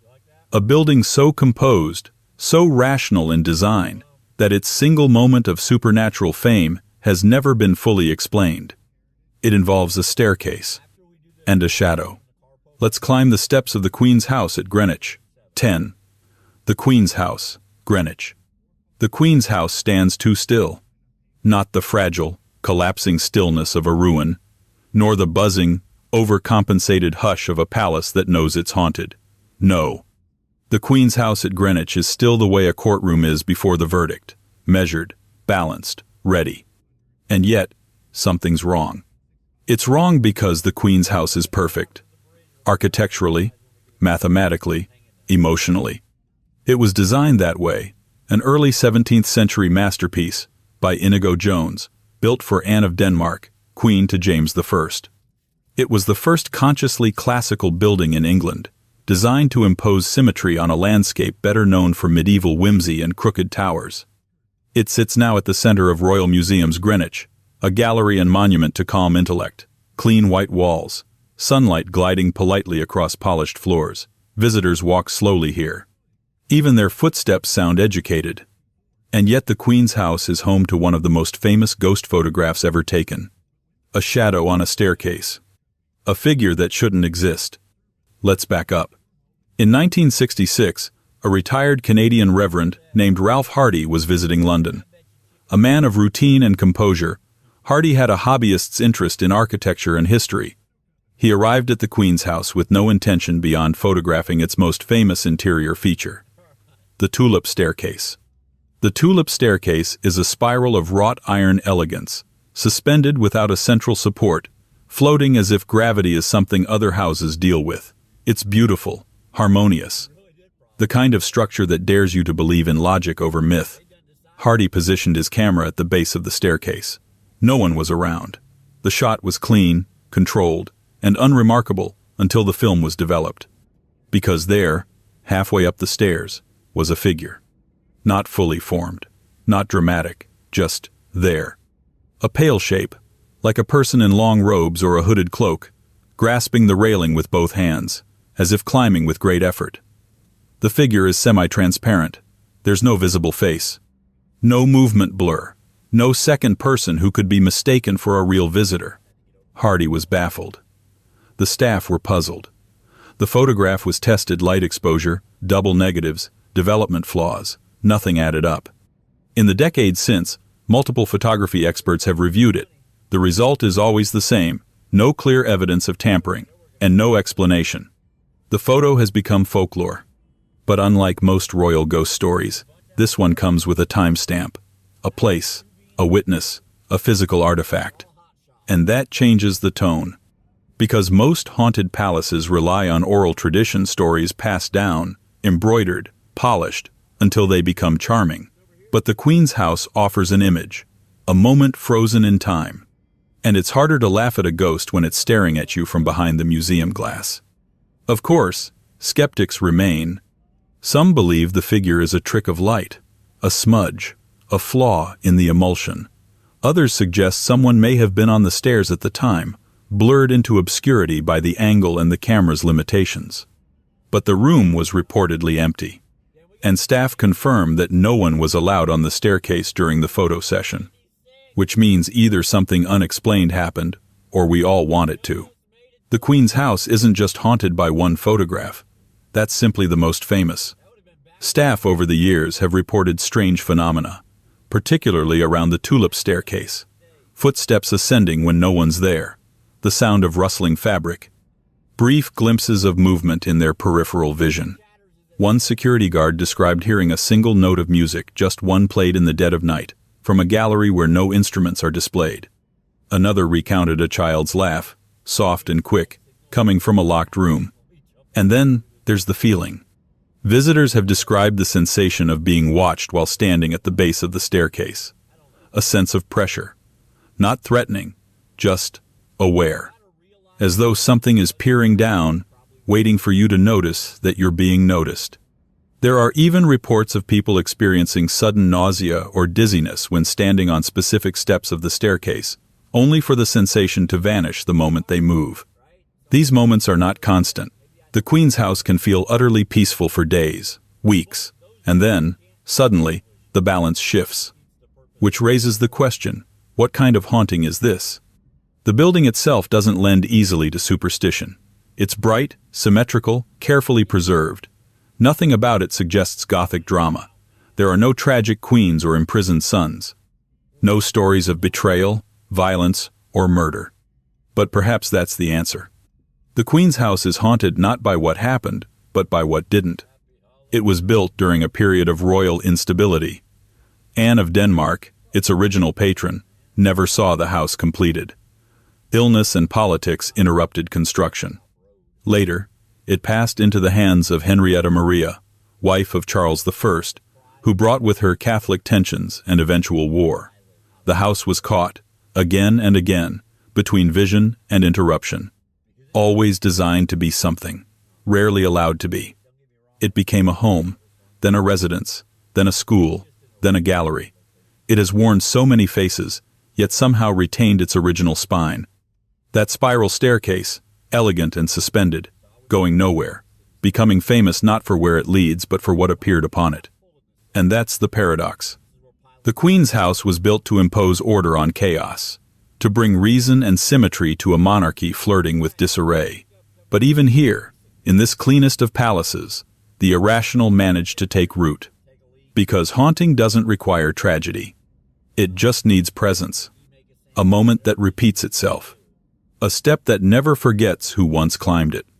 And if the figure in the tulip staircase photo is not real, why does it feel familiar? Why do so many people, upon seeing it, feel they've seen it before? Why does a ghost without a name still make us glance at the next step before we climb it? That's the true weight of the Queen's house. It doesn't threaten, it unsettles. It asks questions that can't be answered with architectural symmetry. Why does the air shift near the gallery entrance after dark? Why do children pause at the staircase without knowing why? And why, Decades after a single photo was taken by a man with no history of seeking fame, do we still come back to that shadow? The Queen's house doesn't offer clues. It offers reflection, literally and metaphorically. It gives you a ghost you can frame, but never quite explain. And if that's the kind of haunting that makes you uncomfortable, one without violence or motive, one that simply is, then prepare yourself. Because our next destination is not a house of calm intellect. It is a site built on spectacle, crowned with history, and haunted by an event no monarch could escape. It's where a king died, not in battle, not in bed, but on a scaffold. And some say he never truly left. Let's walk beneath the ceiling of the banqueting house at Whitehall. 11. Banqueting House, Whitehall. Banqueting House isn't haunted like other places. It doesn't whisper. It doesn't creak. It doesn't even pretend to be eerie. That's part of the trick, because what it does is much worse. It dazzles. A gleaming ceiling of Rubens' paintings floats overhead, glorifying the divine right of kings in all its swirling, muscular, oil-painted conviction. The columns are classical. The symmetry is mathematical. The entire space is a temple to order, beauty, and authority. And directly in front of this divine architecture, just outside the building, beneath the same painted sky, a king was executed. Not metaphorically, not ceremonially, literally. Banqueting House is the only surviving part of Whitehall Palace, once the largest royal residence in Europe. Its construction, completed in 1622 under James I, was meant to house royal masques, lavish banquets, and performances that flattered the monarchy into myth. It was designed by Inigo Jones in the grand Palladian style, an architectural love letter to control, proportion, and power. But Banqueting House didn't get to stay clean, because on the 30th of January, 1649, scaffolding was erected outside the central first-floor window. A crowd gathered in the freezing cold. Inside, King Charles I took communion. Outside, an executioner waited. And when the king walked through that window, stepping into history in a way no British monarch had done before, he wasn't walking to a performance. He was walking to his end. The axe fell, the body dropped, and the crowd gasped, not in triumph, but in horror. Which is why Banqueting House doesn't need to groan or rattle or cry. It has already seen the unspeakable and kept the receipts. For centuries, that moment the execution of a king beneath a ceiling meant to glorify kingship has unsettled the building's story. It was meant to be a stage. It became a sentence. And now, despite all its symmetry and shine, Banqueting House is one of the most quietly haunted places in royal history. Not because of ghosts, because of contradiction. But there are ghosts, according to some. Reports dating back to the 18th century speak of a figure seen at the window, the same one Charles I stepped through, always alone, sometimes seen pacing, sometimes standing still, never waving, never smiling, a silhouette framed in stone, as if waiting for something that never arrives. There are also accounts of visitors entering the hall and suddenly feeling overcome not with fear, but with grief. Sudden, inexplicable sadness, a weight in the chest. Some describe it as mourning that doesn't belong to them, as if the room is still processing something it cannot forget. Others hear footsteps behind them on the marble floor, echoing clearly, then stopping abruptly. A few have heard whispered words in the high corners of the ceiling, just beneath Rubens's sprawling figures. Put not your trust in princes. No source, no speaker. Just a reminder. Staff have reported flickering lights and cold patches, especially near the window. Some refuse to stay alone after hours, not because they expect a jump scare, but because the building feels too awake when it should be asleep. Even now, if you visit during the day and look up at that ceiling, the one Charles I must have seen as he walked through the room for the last time, it's hard not to feel the weight of irony. Rubens' ceiling panels depict the apotheosis of James I, Charles's father, a celebration of divine rule, heavenly endorsement, and royal legacy. Charles, raised in this ideology, believed in it completely, and for that belief, he died. His death shattered the illusion, but the ceiling remains. That's the haunting. This isn't a ghost story in the usual sense. There's no clear spectral identity, no dramatic cold spot map, no one playing piano in an empty room. What haunts Banqueting House is the echo of an idea collapsing.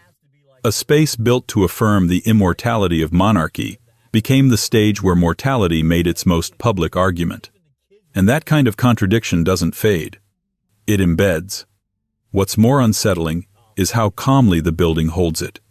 Unlike other haunted sites, where the stories feel raw, unprocessed, Banqueting House feels resigned. Like a monument that has made peace with its own dissonance. The silence here isn't uncertain. It's dignified, still, watchful. And sometimes, when the light hits the marble just right, or the ceiling looms a little too large, you might find yourself wondering, who's watching you? Because if Charles I still walks these halls, he doesn't do it as a warning, he does it as a question. What happens when power believes itself too sacred to fall? What happens when the divine right meets the human blade? And what happens to a building that tried to worship the unbreakable and became a witness to its breaking? Even the modern interpretations of the site lean into the disquiet. Historic royal palaces, which oversees the building today, includes the execution in its guided material but carefully, with reverence, with space for reflection. They don't play up the haunting, they don't need to. The story haunts itself. But still, there are those who say that Banqueting House never quite sleeps. A night guard once claimed to see the figure of a man in dark robes, standing in the middle of the hall long after closing. No sound, no movement, just standing. The figure was gone when lights were turned on.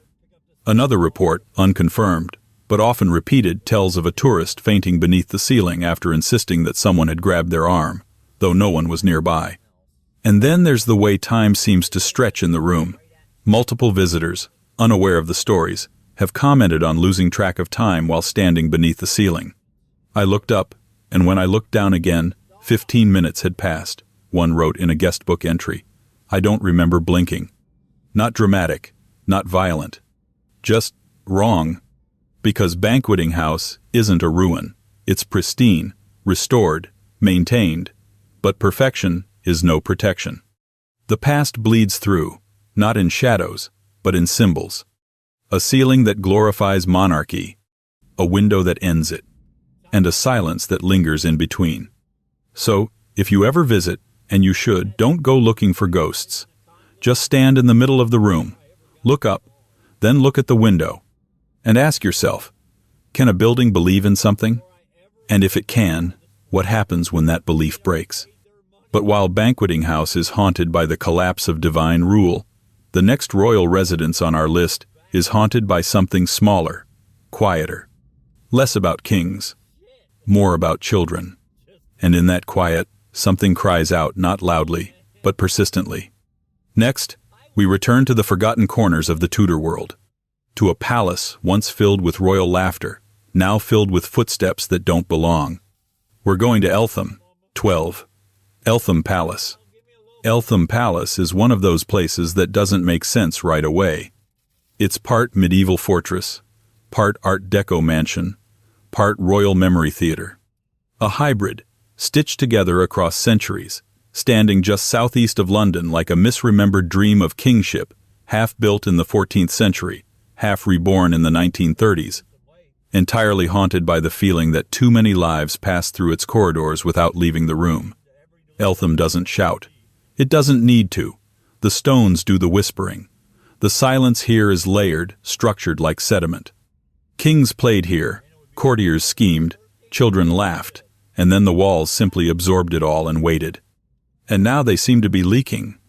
Once a favored royal residence, especially during the reigns of Edward III and Henry IV, Eltham was a palace of youth, a place for royal childhoods.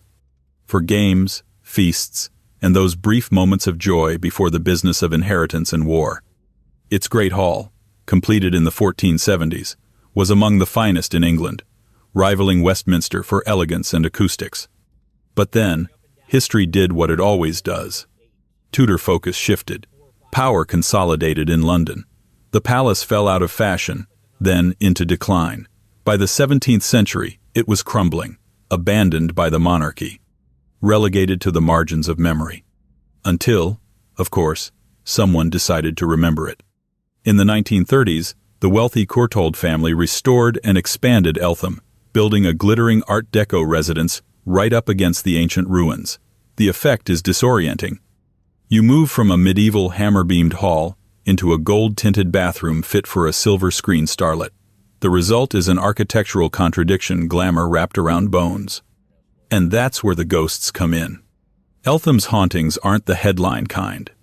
There are no queens in white, no murdered princes. What you get here is presence, quiet footsteps, cold air in sealed rooms. A feeling, sometimes, that you've walked into a scene that was already in progress. Staff at the palace, now managed by English Heritage, have told stories for years. Nothing theatrical, just small, persistent incidents that accumulate into a pattern. One recurring report involves the sound of children laughing in the Great Hall.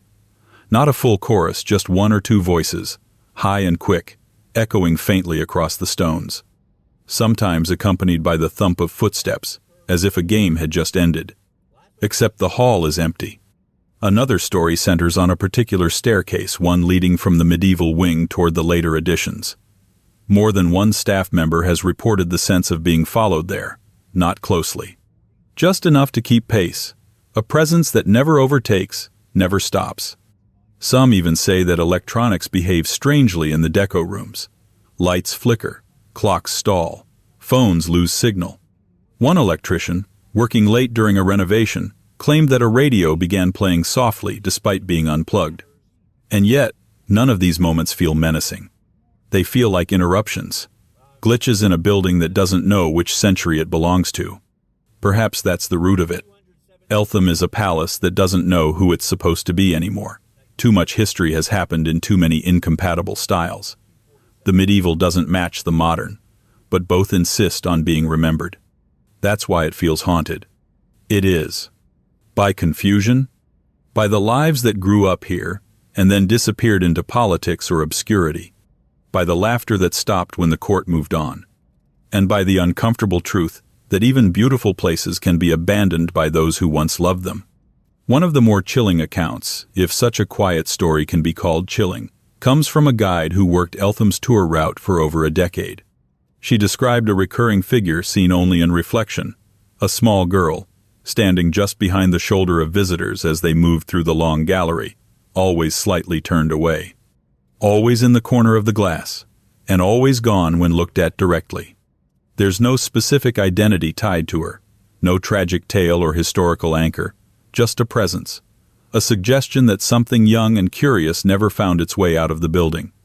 Another guest once described walking into the library and suddenly being overwhelmed with emotion, not sadness, but homesickness, a kind of emotional vertigo. She left the room, and it vanished instantly. When she mentioned it to staff, they nodded quietly. "That happens in there," one said. The library, for context, is part of the 1930s construction, modern, elegant, but apparently not exempt, which raises a strange possibility. Maybe the ghosts at Eltham aren't bound by era. Maybe they move through time the way we move through hallways without concern for decor. After all, how could they not? Eltham is two histories glued together centuries apart, yet coexisting. If ghosts are echoes, then Eltham is an echo chamber. Sound bounces, memories ripple. Architecture remembers. And in that memory, small details become heavy. A door that never stays closed. A window that refuses to open until it does, on its own, once a year. A patch of garden where no flowers grow, despite perfect soil and sunlight. Of course, none of this is proven. English Heritage doesn't officially list Eltham as haunted. They host Halloween events, but the stories stay soft, quiet. Because the haunting here isn't performative. It doesn't want your attention. It wants your participation. Stand in the great hall and speak, then wait. You'll hear the echo of your voice bounce off the timbered ceiling. And if you're patient, you might hear another voice follow just a beat behind. Not mocking, not mimicking, just answering. Because Eltham's ghosts aren't trying to spook you, they're trying to finish their sentence. This is a palace that never got closure. It raised kings who didn't return, It heard laughter that stopped too soon. It watched its purpose fade, only to be repainted in a style it didn't recognize. And now, it lingers. Not because it wants revenge, but because it still remembers what it was. So, if you visit, take your time. Move slowly. Let your footsteps blend with the ones you can't hear. You'll feel it eventually, that soft, sustained tension between presence and absence. A building holding its breath, waiting for a reason to speak again. But Eltham isn't the only castle where innocence hangs in the air like fog. Further south, in the green heart of Kent, another palace waits. Older, wilder, built for queens, haunted by animals. And perhaps, something darker. Let's pay a visit to Leeds Castle. 13. Leeds Castle. Leeds Castle looks like it should be in a painting. Set on two islands in the middle of a still lake, surrounded by perfectly trimmed lawns and serene swans, it's the kind of place that seems too picturesque to ever have been dangerous. Visitors arrive expecting fairy tales. They leave with something else. Because beneath the postcard elegance, Leeds Castle is not quiet. Not really. Its history bristles with conflict, imprisonment, betrayal, and the slow erosion of comfort into fear. And then there are the dogs. But we'll get to those.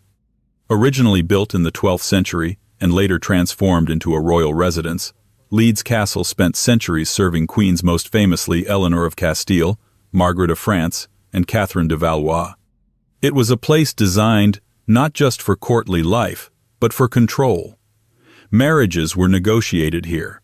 Women were sent here to be watched, protected, or politically sidelined. A castle for queens, yes, but also a castle of golden cages. By the late Middle Ages, the romantic gloss had begun to tarnish. Leeds Castle became a symbol not just of royal luxury, but of royal surveillance. It was both haven and trap, depending on who held the keys. And as the years rolled on, its ghost stories began to accumulate. Not loud, not theatrical, just unsettling. The most enduring legend attached to Leeds Castle doesn't involve a royal figure at all. It involves a dog. Specifically, a black dog. In English folklore, the black dog is a complicated symbol. Sometimes it's an omen, sometimes a guardian. Often, it's a warning. And at Leeds Castle, the black dog has been reported for centuries, always near the same areas, always silent, always vanishing before anyone can fully focus on it. Some say it's linked to Eleanor Cobham, Duchess of Gloucester, who was imprisoned at Leeds in the 15th century. Eleanor was accused of using sorcery to predict the king's death, an act of political astrology, more than dark magic, but damning enough for the time. She was publicly humiliated and held under house arrest. In some versions of the legend, the black dog is said to be her familiar. In others, it is her punishment, an eternal companion, for a crime she may or may not have committed. But most agree on this: when the dog appears, something bad follows. It's not aggressive, it doesn't growl or attack, it's just there, watching, and then gone. One modern groundskeeper described seeing it late one evening while locking up.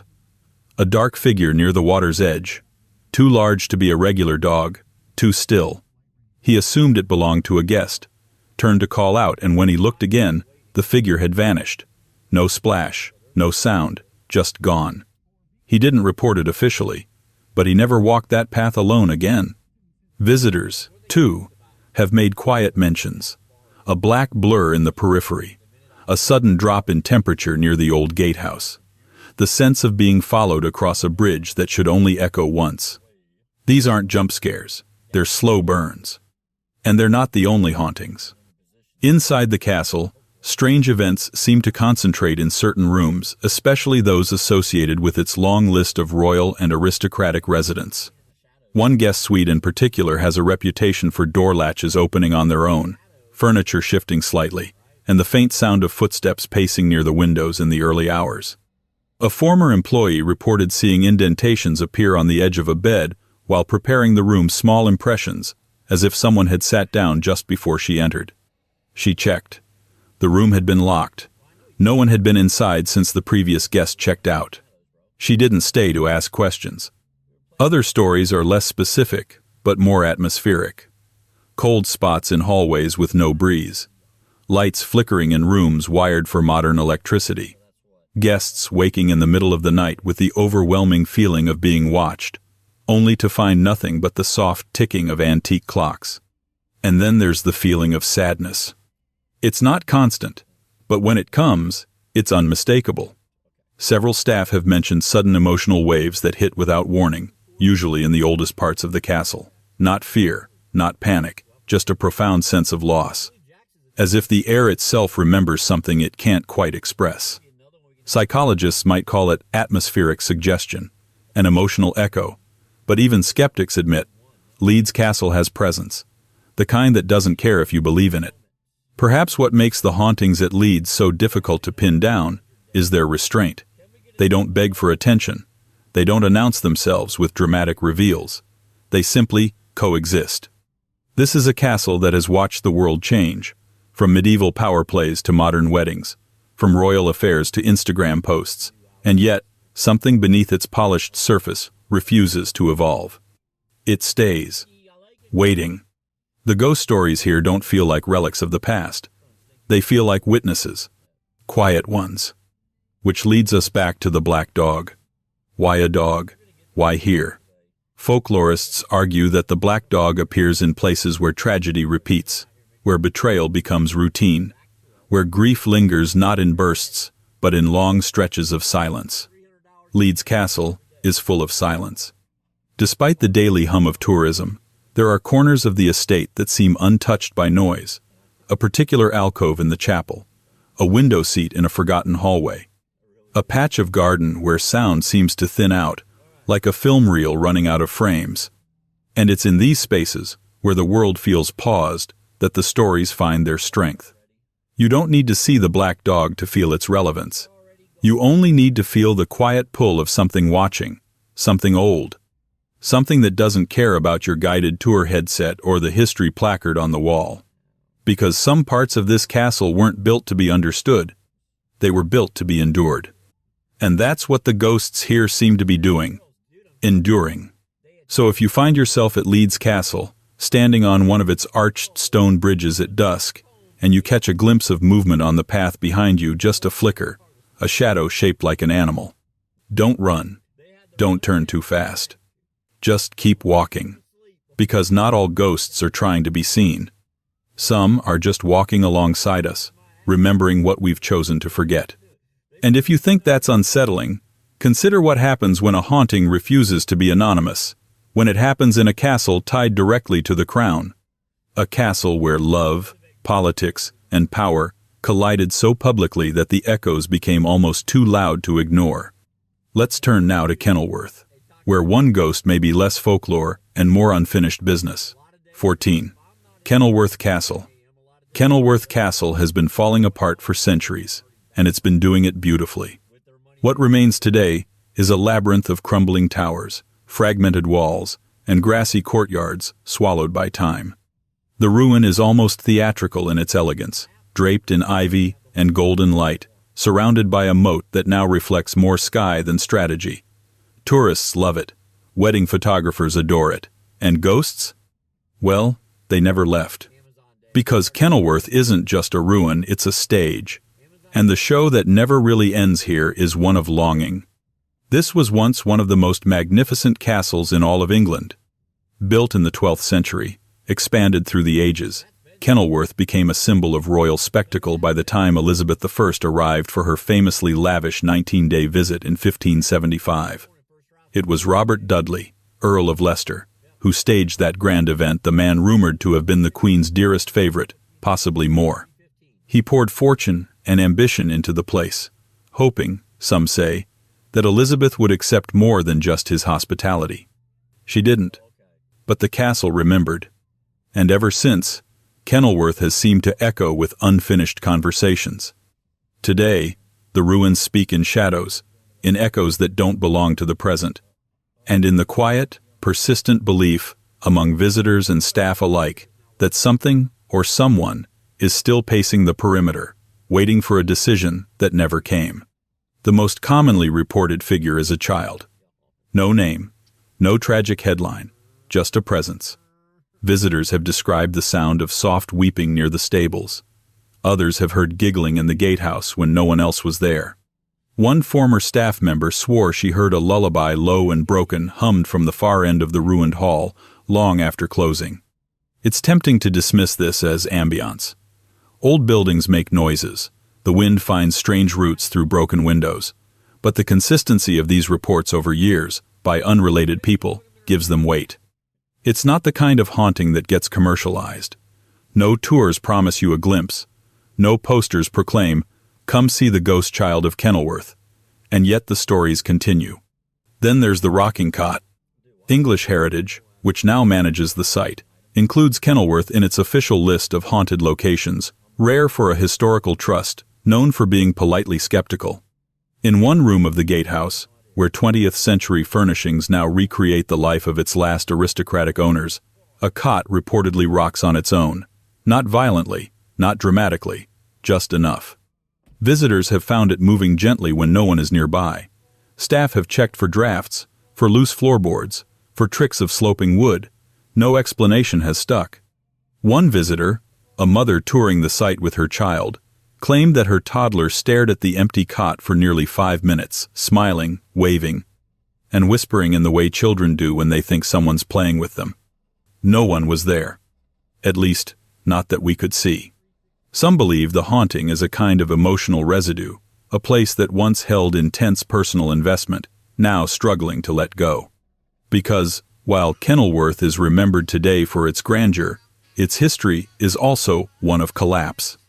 Robert Dudley's dream was never fulfilled. The courtship failed. The castle's political relevance dwindled. During the Civil War, its defenses were intentionally ruined by parliamentary forces. And like so many royal spaces, it was slowly dismantled not by enemy armies, but by disinterest. But what if the castle didn't accept its ending? Hauntings at Kenilworth often feel like repetition, a sense of routine continuing after the story is over. Staff closing up have heard doors open in rooms already locked, footsteps in empty towers. Faint music lutes, possibly carried by air that has no business being musical. It's a kind of ceremonial haunting, not angry, not mournful, just expectant.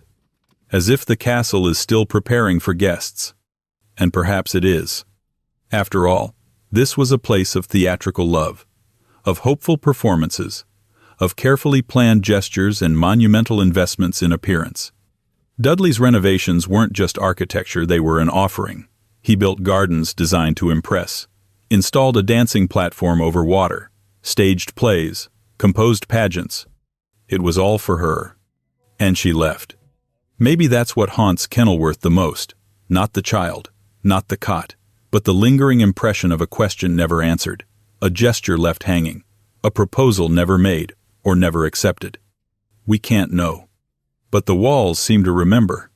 Even now, visitors standing on the viewing platforms where once Elizabeth would have gazed out over the carefully cultivated landscape report the sensation of being joined, a shadow that brushes past, a warmth on the shoulder, a quiet intake of breath from nowhere. One guide, known for her pragmatic approach, once confessed to colleagues that while standing alone in the upper gallery, she felt a hand rest lightly on her back, steady, guiding, entirely real. She turned. No one. She doesn't tell that story on tours. And then there's the tower. Built by Dudley in the Queen's honor, it's one of the most intact parts of the castle. It still holds echoes. You can walk the staircase, stand in rooms once intended for royalty. Look out windows designed for courtship. Visitors often pause in the tower. Some claim it feels brighter than the rest of the ruins. Others describe the opposite, an inexplicable stillness, as if the tower is holding its breath. One woman, visiting alone, left a note in the guest book. Felt like I walked into someone's memory, didn't want to leave. That might be the cleanest description of the haunting here. Kenilworth doesn't spook. It remembers. It loops. And the spirits that may still wander its ruins, childlike, domestic, royal, or unknown, aren't trapped by violence. They're held by emotion, hope stretched too long, dreams shelved too early, love performed but never returned.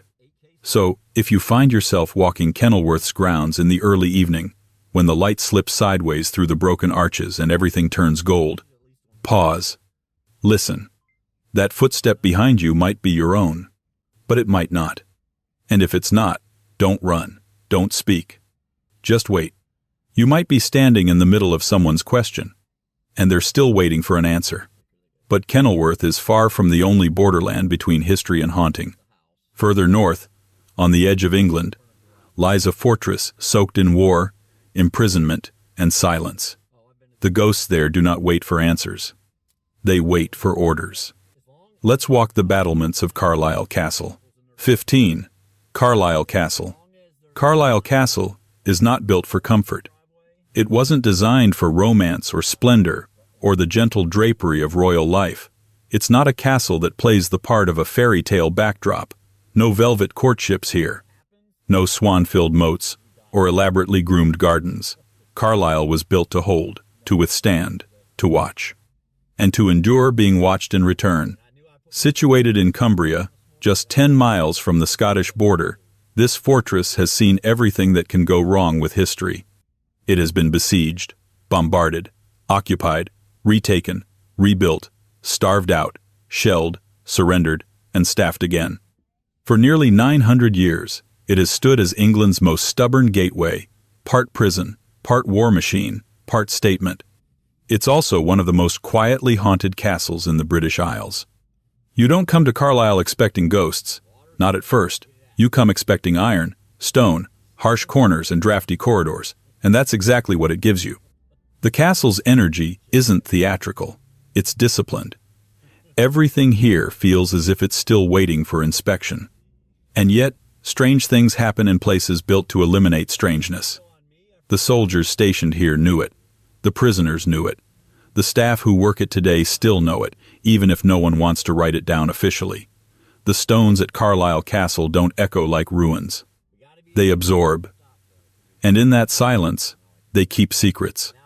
The first thing most visitors notice, if they notice anything at all, is the atmosphere. It's thick. Not in a suffocating way. More like being underwater. The sound moves differently. Your own footsteps seem muffled, and other people's footsteps arrive a second late. Some tourists chalk it up to acoustics, but others have said quietly, uneasily, that it feels like someone else is always walking just behind you. One story that surfaces again and again involves the keep. It's a square, looming structure, part lookout, part residence, part holding cell. The deeper you go inside, the more the air feels wrong. Cold, even in summer. Still, even when the windows are open. Visitors have reported seeing flashes of movement in the lower levels. Not figures, just color like a red sleeve ducking around a corner. Others have mentioned hearing whispering in stairwells when no one else was in the building. One guide, interviewed anonymously for a local oral history project, described hearing breathing, not heavy, not aggressive, just steady, rhythmic breath coming from the stone wall beside her as she stood alone on the second level. She left early that day. But perhaps the most famous ghost story tied to Carlisle is also one of the oldest. It doesn't have a name, just a shape. They call it the Watcher, a shadow seen on the walls at dusk, always facing inward, always still. The first written mention of it appears in an 18th century letter by a military officer stationed at the castle. He describes seeing a figure standing atop the west wall just after sunset. He thought it was another guard, until he realized that no one had passed him on the stairs, and the figure never moved. When he called out, there was no reply. When he climbed the wall to investigate, the space was empty. He requested reassignment 2 weeks later. Since then, the story has repeated, quietly. Guards, caretakers, historians, even paranormal investigators, some of whom arrived skeptical and left speechless, have reported the same experience. A dark figure, motionless, seen from below, always at a distance. Never threatening, just observing. Perhaps that's the most Carlisle-like haunting of all. Impersonal, procedural, the kind of ghost that clocks in. But there are other kinds. Inside the castle's licking stones, a particularly grim section of the old prison block where inmates, deprived of water, were said to lick the damp walls to survive. There's a different kind of energy entirely. One that doesn't observe, one that remembers. Tour guides rarely linger there. Several have reported feelings of sudden nausea while standing in the cell. Others describe an overwhelming sense of sorrow. And every few years, without fail, a visitor faints in that space. Not from heat, not from fear. Just drops. The local lore doesn't lean heavily into named spirits here. There's no Lady in Grey or Sir Edward the Betrayed. Carlyle's ghosts don't come with biographies, they come with habits. Sounds that repeat, shadows that pause, breath on the back of your neck, doors that refuse to stay shut specifically in the captain's quarters, which by all accounts should not be affected by wind or draft. Even the museum areas, which are designed to showcase rather than unsettle, have their moments. Staff have reported objects being out of place, cases being unlocked without keys. Once, a full suit of armor was found, moved angled differently than when the room was last closed. Security footage showed nothing. The cameras had glitched for 7 minutes. Of course they had. Skeptics will argue that all of this, every flickering light, every footstep, every shadow, is just the castle playing its old tricks. Drafts, structural shifts, overactive imaginations.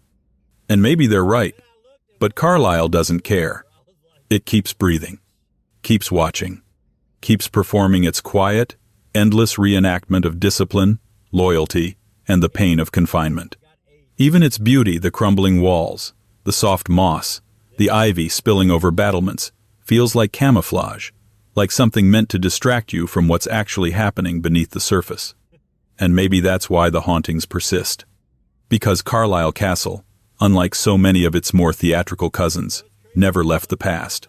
It just adapted, shifted uniforms, changed flags, but it never let go. And the people who passed through it, soldiers, prisoners, guards, scribes, traitors, children, left traces not in storybooks, but in the dust, the scratches on stone, the quiet that falls too fast. This isn't a place where ghosts wail. It's a place where they stand post. And if you visit, and you feel that someone is pacing behind you, don't turn around too quickly. Don't speak. Just keep walking. That silence isn't empty. It's filled with protocol. But just when you think you've felt the full weight of history's authority, another castle rises on the horizon, equally ancient, equally fortified, and equally stained by silence. Only this one listens differently. Because beneath its tunnels, something drums, a rhythm not explained by guards or wind. And they say the boy who heard it never came back. Let's descend now into the echoes of Dover Castle. 16. Dover Castle. Perched high on the cliffs of Kent, staring defiantly out across the English Channel, Dover Castle is exactly what a fortress should look like. Stone and sky, and the illusion of permanence. It has stood for over 900 years, known as the Key to England, for its strategic location and intimidating presence. If you wanted to keep enemies out or secrets in, this was the place. And secrets, Dover has in abundance. Its history is deep, layered, and relentless. The Romans built here first, leaving behind a lighthouse still standing today. The Normans followed, transforming the site into a massive medieval stronghold. Later generations added tunnels, barracks, war rooms, and more tunnels beneath those. During World War II, it was a nerve center for British command. Radar rooms, Operation Dynamo, shelters from air raids. Generals paced these halls, so did ghosts. This is a place where the present feels out of sync. You walk through one corridor, and it's 1,942. Turn the corner, and it's 1,215. Blink again, and you're under 90 feet of chalk, in a tunnel built to survive the Blitz, but haunted by older storms. Time at Dover Castle folds in on itself like paper. You don't visit, you get absorbed. And somewhere in that folding, the dead slip through. Let's start with the tunnels, because if there is one place in England engineered to hold echoes, it's Dover's underground network. Miles of carved chalk, reinforced with timber, later concrete, later modern wiring, all twisting and looping beneath the fortress like a second spine. Thousands lived down there during the war, soldiers, medics, operators, runners, officers, some of whom left more behind than just paperwork. One of the most persistent stories concerns a disembodied voice heard not in the pitch dark, but in the fully lit, publicly open tour sections. Guides and visitors alike have reported it. A soft male voice, low and urgent, sometimes saying "down here" or "wait." It's not a whisper. It's not angry. Just unfinished. There are also reports of a slow, rhythmic tapping, like boots on stone, always in sets of 3. No one can find the source. Maintenance crews have chalked it up to expansion and contraction of the structure. Until, of course, they realize the sound doesn't vary. It keeps perfect tempo, it moves. And it always stops when someone speaks. Some stories are tied to a figure known only as the Drummer Boy. He's the most famous ghost at Dover Castle. Though famous may be overstating it, he's not the sort of ghost who gets a themed gift shop mug. His legend is quieter, sadder. Most accounts say he was a young messenger, possibly in the Napoleonic period, tasked with carrying messages through the inner castle passages. He never arrived at his destination. His body was found later. The cause of death remains vague in the oldest records. Some say an accident, some say an ambush, some don't say at all. What the stories agree on is this: before he disappeared, his drum was heard echoing up the halls. And it's been heard since. Not constantly, but often enough to raise eyebrows. Visitors walking through the battlements or past the old garrison rooms sometimes report the soft sound of drumming, faint, hollow, not quite regular, like someone practicing just out of sight. The sound often vanishes when anyone tries to record it. Several paranormal investigators claim to have captured it on tape until the files corrupt or mysteriously delete. Coincidence, of course. So is the fact that the drum is always heard in the same stretch of hallway, just above the medieval gatehouse. And always alone. But Dover's ghosts aren't confined to history's margins. They like the spotlight. One of the more recent accounts came from a television crew filming a documentary on military tunnels. Mid-shoot, they reportedly experienced multiple equipment malfunctions, cameras freezing, batteries draining, directional microphones picking up static where no signal should exist. Then one of the crew swore he saw a figure just for a second standing at the far end of the tunnel, dressed in what looked like 1940s fatigues. No one else had seen him. When they reached the spot, the area was empty. The footage from that moment was unusable, but the sound when slowed down contained a strange pattern. A knock, a pause, a knock, another pause. 3 beats. Then silence. The castle above ground has its own energy, older and more ceremonial. The Great Tower, once the royal residence, has a reputation for unexpected drafts, voices in the stairwells, and the sudden smell of burning wax despite no candles being used during the day. This part of Dover was built for power. You feel that when you walk through the throne room, the banquet halls, the king's chambers, there is a sense of performance in the architecture. But power doesn't always leave peacefully. One visitor, a history student touring the site, claimed to see a man in chainmail standing at the far end of a passage.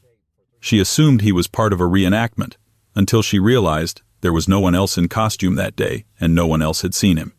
Her account matches others, scattered across decades, that describe a knight or guard figure appearing briefly near the tower stairs, always looking out a window, never turning, always facing France, as if still waiting. But perhaps the most unnerving stories don't come from what's seen. They come from what's felt, the sense of being watched, not stared at, watched, weighed, measured. This isn't the playful mischief of some hauntings. There are no rattling chains, no boo moments. The ghosts at Dover are not trying to frighten you. They're trying to finish something. Messages not delivered, orders not received, alerts not sounded. War never ends in places like this. It just slows down. And for some of the people who passed through Dover, medics, messengers, guards, spies, there was no neat conclusion. No curtain call. Just a duty half done, still echoing through the walls. It's said that those who visit Dover at night during one of the rare overnight events or late inspections sometimes experience a phenomenon difficult to describe. The air itself seems to tighten. Voices become quieter, movements more deliberate, not out of fear, but out of respect. Like something's listening, something with rules. If you ever find yourself alone in those tunnels, and you hear drumming not loud, just enough to make you stop, don't call out. Don't follow it. Just wait. Because whatever's walking down there isn't lost. It's on patrol. And the moment you assume it's gone, it will stop right behind you. But Dover is a castle of collective memories, a ghost story of nations, armies, and rituals. The next haunting is far more personal, a single figure, a woman remembered not just in books, but in shadows. Her story stretches from betrayal to coronation to execution and back again, in a slow, quiet loop. You've heard her name before. Now we meet her in the ruins she once haunted in life. Her name is whispered in the stone of 1,000 broken walls. Anne Boleyn is waiting. At Hever. 17. Corfe Castle. Corfe Castle doesn't loom. It lingers. What's left of it, anyway. The jagged stone teeth of its former towers jut into the Dorset sky like a broken jaw, silhouetted against the misty hills of the Isle of Purbeck. From a distance, it looks like a skeleton mid-scream, ruined, defiant, and strangely beautiful. You don't walk up to Corfe Castle as much as you ascend it. The path is steep, the air ancient. Every step feels like you're walking into a secret someone tried to bury under centuries of war and wind. Which, in a way, is exactly what happened. Corfe is a ruin now. But make no mistake, it was once a fortress of kings and queens, spies and rebels, betrayals and barricades. Built by William the Conqueror in the 11th century, it spent centuries as a royal stronghold. It housed imprisoned royalty. It watched empires rise and tear themselves apart. It was besieged and bombarded during the English Civil War, held valiantly by the royalist Lady Mary Banks, before parliamentarian forces brought it down, literally leaving behind the skeletal masterpiece we see today. But some things weren't crushed by cannon fire. Because what's left of Corfe Castle isn't just stone, it's memory, and some of those memories refuse to stay quiet. Corfe doesn't just look haunted, it feels haunted. Even in full daylight, with school groups traipsing up the hill and ice cream wrappers fluttering in the breeze, there's something heavy in the air. A pause between sounds. A stillness too thick for the open sky. People often describe the sensation of being watched from above even when no one's there. Especially when no one's there. And then, there's the Grey Lady. Every castle worth its moat seems to have one. But Corfe's is different. Her story shifts depending on who tells it. In some versions, she was a noblewoman betrayed during the Civil War, perhaps a servant who aided the parliamentarians and lived just long enough to regret it. In others, she's linked to earlier centuries, a prisoner who never escaped the hilltop's walls. Some say she was executed here. Others say she leapt. No name, no date, just a feeling. What witnesses agree on is this. A pale figure is seen drifting near the ruins at twilight, often near the gatehouse or among the collapsed inner walls. She moves slowly, purposefully, as if looking for something. She never speaks, she never turns, she simply walks, and then disappears. Some say she's been seen crying. Others say she's smiling. But what's striking is how ordinary people talk about her, not with fear, but with discomfort, not because they felt threatened, but because they felt intruded upon, as if they had accidentally stepped into someone else's story and weren't supposed to be there. The National Trust, which manages the site today, doesn't market the ghost stories, but ask around the nearby village, and you'll hear plenty.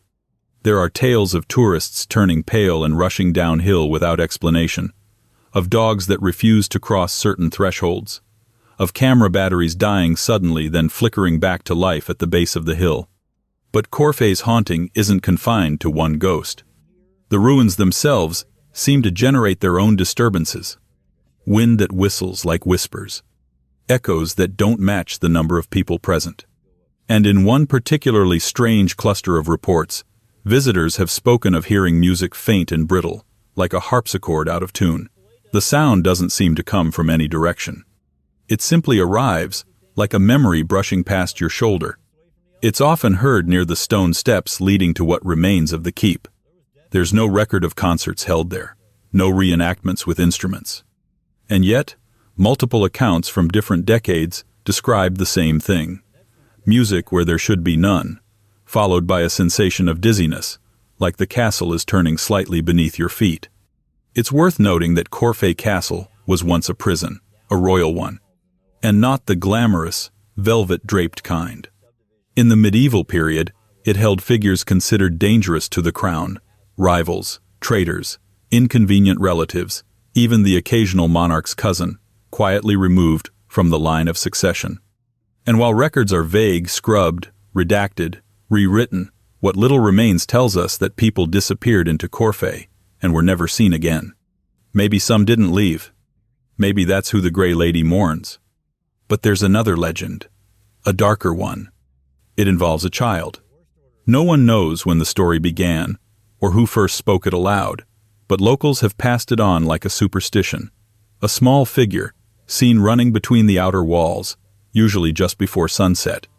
A quick dart of movement so fast you almost doubt you saw anything at all. The figure is always described the same way. Small, barefoot, wearing a white shift, sometimes laughing, sometimes silent. No one knows who the child is supposed to be. No documented deaths. No grave. Just a presence, flashing across the corner of your vision, and then gone. It's tempting to say these are all just stories, echoes of imagination clinging to the ruins like ivy. But Corfe doesn't let you forget how many layers of betrayal, war, and silence are embedded in its foundation. Because this isn't a place where ghosts perform. It's a place where they persist. And that, perhaps, is what makes Corfe Castle so unsettling. It doesn't shout its history. It hums it. Not loudly. Just enough to keep you from sleeping too easily afterward. You might climb down the hill thinking you've seen everything. Touch the stones. Read the plaques. Taken the photos. But something at your back will whisper, you left too soon. Because the story isn't over. The Grey Lady still walks. The child still runs. And the wind still carries things that were never said in life. But while Corfe's ghosts are silent, the next castle is louder. Or at least, it was. Because its walls once held a king who would lose everything. And now, they say, he waits. Still pacing, still watching, still wondering if history will end differently this time. Carisbrooke Castle is calling. 18. Carisbrooke Castle. Carisbrooke Castle sits high on the Isle of Wight like it's still guarding something, though no one's quite sure what. From a distance, it doesn't seem particularly menacing. It's surrounded by greenery, softened by centuries of weathering, and often bathed in postcard-perfect sunlight. The kind of place you'd expect to find in a watercolor painting or a quiet Sunday stroll. But beneath its weathered charm lies something colder, not malicious, just unfinished. This is a castle famous not for the wars it won, but for the prisoner it held, Charles I. The king who would lose his crown, his freedom, and eventually his head. But what he may not have lost, if stories are to be believed, is his presence. Carisbrooke Castle began life centuries earlier. A Norman fortification layered over a Roman site, then endlessly revised, refortified, and remodeled to fit the obsessions of whichever ruler happened to hold the deed. But it wasn't until the 1640s that the castle's most enduring chapter began. The Civil War cracked England down the middle, Roundheads and Royalists, Parliament and Crown, and Carisbrooke found itself cast in the role of royal cage. In November 1647, King Charles I arrived at the castle under what might politely be called a negotiated confinement. He believed he could turn the situation to his advantage, negotiate, charm, maybe even escape. That optimism, like the man himself, would be slowly dismantled within the castle's thick walls. He tried to flee, twice. Famously, he attempted to squeeze through the bars of his window, only to find himself embarrassingly stuck. The image of a king jammed halfway between freedom and failure is not just a historical footnote, it's a metaphor that still echoes through Carisbrooke's stones, because they say you can still hear him, and sometimes you can still see him. Visitors have reported a figure pacing in the upper rooms of the keep, dressed in somber attire, hands behind his back, head bowed not dramatically, just heavily. One staff member described walking past the king's bedchamber and hearing footsteps from within, even though the door was locked and no tours were in session. When she returned with another employee, the room was silent, but the air, she said, was thick. Charles's ghost isn't theatrical. He doesn't rattle chains. He doesn't shout. He walks, slowly, endlessly, like a man still trying to negotiate with a fate that never agreed to terms. But he's not the only presence said to linger here. There's a quieter story, one that surfaces less in glossy guidebooks and more in whispered local lore. It concerns a young woman, often referred to simply as the girl at the well. No one's certain who she was. A servant? A prisoner? A daughter of the garrison? Her story, like most ghost stories, is more atmosphere than archive. She's often seen or felt near the old well house, a structure still standing today with its large wooden wheel and famously photogenic donkeys who once drew water. The girl appears briefly, often in the late afternoon light, sometimes leaning near the stone rim, other times moving silently through the courtyard. She never speaks. She doesn't acknowledge visitors. She just moves as if she's reenacting something she herself no longer remembers.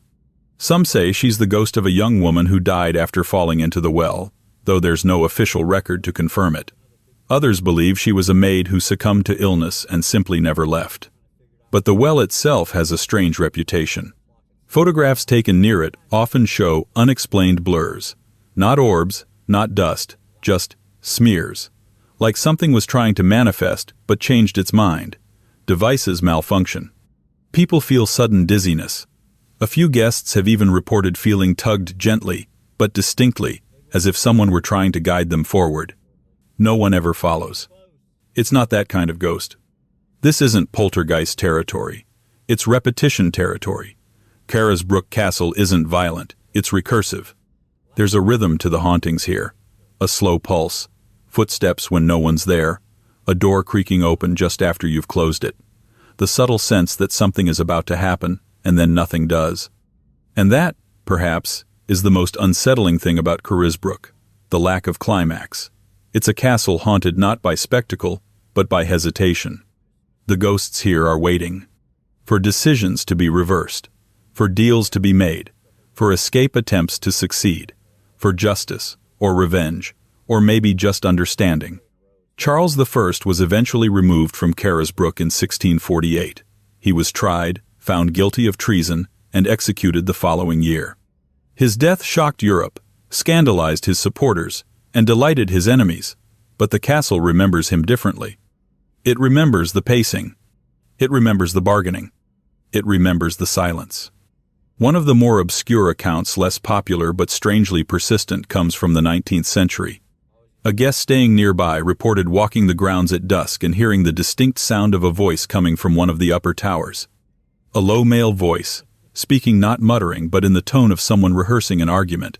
There were no intelligible words, just cadences, rhetoric without resolution. When the man climbed the stairs to investigate, he found the room empty. The temperature dropped, not violently, just enough to make him forget what he was going to say. When he told a groundskeeper, the man just nodded and said, "That happens sometimes. He's still trying to make his case." And maybe he is. Because Carisbrooke Castle, for all its royal ghosts and picturesque ruins, is ultimately a place of pause. It's not where the battle happened. It's where people waited for the battle to end. Where decisions echoed louder than swords. Where the outcome was already written but the people inside hadn't read the final page yet. That's what haunts this place. Not death. Delay. You walk through the old gatehouse and feel like you're stepping into a conversation that's been going on for centuries. Not a scream, not a sob, a negotiation, one that never quite reaches agreement. And the longer you stay, the more you start to wonder, what exactly are they waiting for? Because something here is suspended, not in air, but in purpose. And when the wind catches just right through the arrow slits, it almost sounds like someone exhaling after being interrupted for 400 years. Carisbrooke doesn't frighten you. It leaves you wondering what it forgot to say. But if this castle is haunted by the questions of royalty, the next one is haunted by the faceless. Where records blur and legends rise. Where the past isn't neatly archived but hidden behind sealed doors and low voices. Because Chester Castle isn't about kings. It's about what happens when power wears a mask. 19. Chester Castle. At first glance, Chester Castle doesn't scream, Ghost story. It doesn't loom like Corfu or cling to cliffs like Dover. It doesn't sprawl with dramatic turrets or host royal banquets in gilded halls. In fact, many visitors to Chester walk right past it without realizing they're brushing shoulders with over 900 years of whispered history. The red sandstone seems ordinary. The gatehouse, functional. The structure as a whole feels like it has more in common with a courthouse than a haunted mansion. And that's precisely where the trouble begins. Because Chester Castle is the kind of place that doesn't have to try very hard to feel unsettling. It's quiet, too quiet. It has the stillness of a location that has seen too much, said too little, and now pretends to be just another piece of the city. But buildings don't forget, and neither does the land they stand on. Built by William the Conqueror in 1070, Chester Castle was originally a Norman Motte Bailey fortification designed to assert control over the unruly northwestern border of England. Over centuries, it evolved into a military base, a royal stronghold, a prison, a courtroom, and more recently, an administrative complex. It has seen royal visits, civil wars, public executions, and the slow grind of bureaucratic justice. And that's the thing about Chester. Its ghosts don't wail. They wait. They don't throw things. They observe. The energy here isn't theatrical, it's judicial, cold, still, measured. And maybe that's why its hauntings feel so personal. Start with the cells. Deep in the bowels of Chester Castle is the remnants of its old prison, damp, low-ceilinged, and claustrophobic. These weren't ceremonial holding rooms for disgraced nobles. These were hard cells. The kind that swallowed people. Criminals, political enemies, the forgotten poor all passed through these corridors, and many never came out.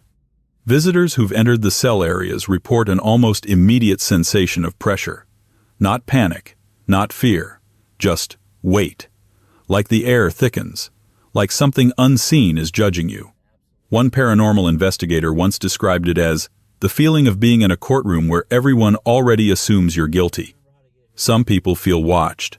Others hear footsteps echoing behind them, only to find no one there. A few report the sound of quiet weeping, always distant, always low. But Chester doesn't rely on sounds alone. There's a story passed around among former staff and local historians, a faceless figure seen walking the old barracks hallway, always around the same hour in the early morning. No face, no features, just the form of a man in dark clothes, moving deliberately across the stone corridor before vanishing at the arch. One retired staff member said the first time he saw it, he thought it was a trespasser. He called out, gave chase, turned the corner, and found nothing. The second time it happened, he didn't chase. He just watched it go. He swears it turned its head toward him despite having no visible face. That's the kind of ghost Chester Castle hosts, not dramatic, not violent. Just there. Persistent, indifferent, bureaucratic, even. But there's one story that unnerves even the skeptics, because it didn't come from folklore or some Victorian ghost tour flourish. It came from a formal report. In October 2025, The Guardian published an article compiling modern-day ghost stories from English heritage sites. Among them was Chester Castle, where a staff member reported seeing a faceless figure during routine maintenance work. He wasn't alone. A second employee confirmed the sighting, saying the figure passed through a locked door without opening it. The event was logged, not dramatized, not commercialized, just noted, as if it were another maintenance issue. Leaky faucet, flickering light, apparition. Because Chester doesn't turn its ghosts into celebrities. It lets them haunt in peace. What makes these stories more unnerving is their consistency. Sightings of the faceless figure stretch back decades, described similarly, independently, by people with no connection to one another. No one knows who the figure is, or rather, was, but many speculate it's linked not to royalty, but to justice or the lack of it. See, Chester Castle wasn't just a prison, it was a courtroom. For centuries, trials were held here, some fair, many not. The record books are full of names no one remembers, charged with crimes that today might not exist. Witchcraft, vagrancy, theft of a loaf of bread, treason for saying the wrong name in the wrong pub, and justice was fast. Sentences were carried out mere yards from where they were given. Some prisoners were marched directly from the courtroom to the execution yard. No appeal, no delay. Just a few final footsteps on the same stone you can still walk today. And perhaps it's those footsteps that echo. There's a legend that on certain nights, you can hear a procession, not loud, not musical, just the steady rhythm of boots on stone, moving in unison from the courtroom to the yard. Always at the same pace, always ending in silence. No one has ever seen this procession. But those who've heard it swear that when it stops, the air changes. One visitor, a historian working on a book about Civil War-era legal systems, described feeling a sudden void in the courtyard where the executioner once stood. Not fear, just absence. As if something had just ended and refused to return. She never finished the book. And yet, despite all this, Chester Castle doesn't feel cursed. It feels formal. Like a file cabinet that might scream if you opened the wrong drawer. It's the kind of place where ghosts wear uniforms, where hauntings follow schedules, where even the dead observe office hours. And maybe that's the most chilling part. Because we tend to think of ghosts as emotional, tied to love, revenge, sorrow. But at Chester, the ghosts feel procedural. Like they're still doing a job, following protocol, waiting to be released by some form no one has ever signed. And if that's the case, if some echoes are still ticking off their final shift, then the silence that follows might not be peace. It might be pending approval. But if Chester Castle is haunted by justice denied, the next one is haunted by scandal buried. And the queen who lived there? Well, they say she left more than secrets behind. Castle Rising doesn't just tell ghost stories. It whispers treason. 20. Castle Rising Castle. Castle Rising is the kind of place that wears its ghosts like a crown, silent, regal, and not up for debate. Its ruins don't crumble with neglect. They remain defiantly intact, moss-edged and brooding, like they know more than they're letting on. And in a way, they do. Because Castle Rising isn't just haunted by spirits. It's haunted by a queen. Not the type from bedtime stories. Not the gentle, weeping widow or the sainted matron. No, this queen's legacy is forged in whispers, scandal, and silence. And she's still here. Or at least, something is. To understand Castle Rising, you have to understand Queen Isabella, wife of Edward II, mother of Edward III. Nicknamed by later chroniclers as the She-Wolf of France. Whether that moniker was earned, exaggerated, or conveniently misogynistic is still debated. But one thing is clear. Isabella played the royal game at the highest level, and it came at a cost. In 1330, after orchestrating a coup with her lover Roger Mortimer and effectively ruling England as regent, Isabella fell from grace. Her son, Edward III, seized power, executed Mortimer, and mercifully, or strategically spared Isabella's life. But he didn't leave her entirely free. Instead, he gave her Castle Rising. Which sounds generous until you realize what it was. Gilded isolation. A political retirement cloaked in respectability. Not a dungeon, not a scaffold, but a quiet, lonely exile dressed up as luxury. And it's here, in the windswept Norfolk countryside, that Isabella lived out the last 28 years of her life. 28 years. That's a long time to think. A long time to remember. A long time to replay decisions that shaped a kingdom and maybe broke something in the process. Castle Rising remembers, too. It's easy to romanticize the ruins. The great stone keep still stands tall, and the surrounding earthworks are some of the most impressive in England. It feels ceremonial, majestic. But walk through the remaining archways, and you'll feel it, that shift in the air, that tension in the stillness. It doesn't feel like an empty ruin.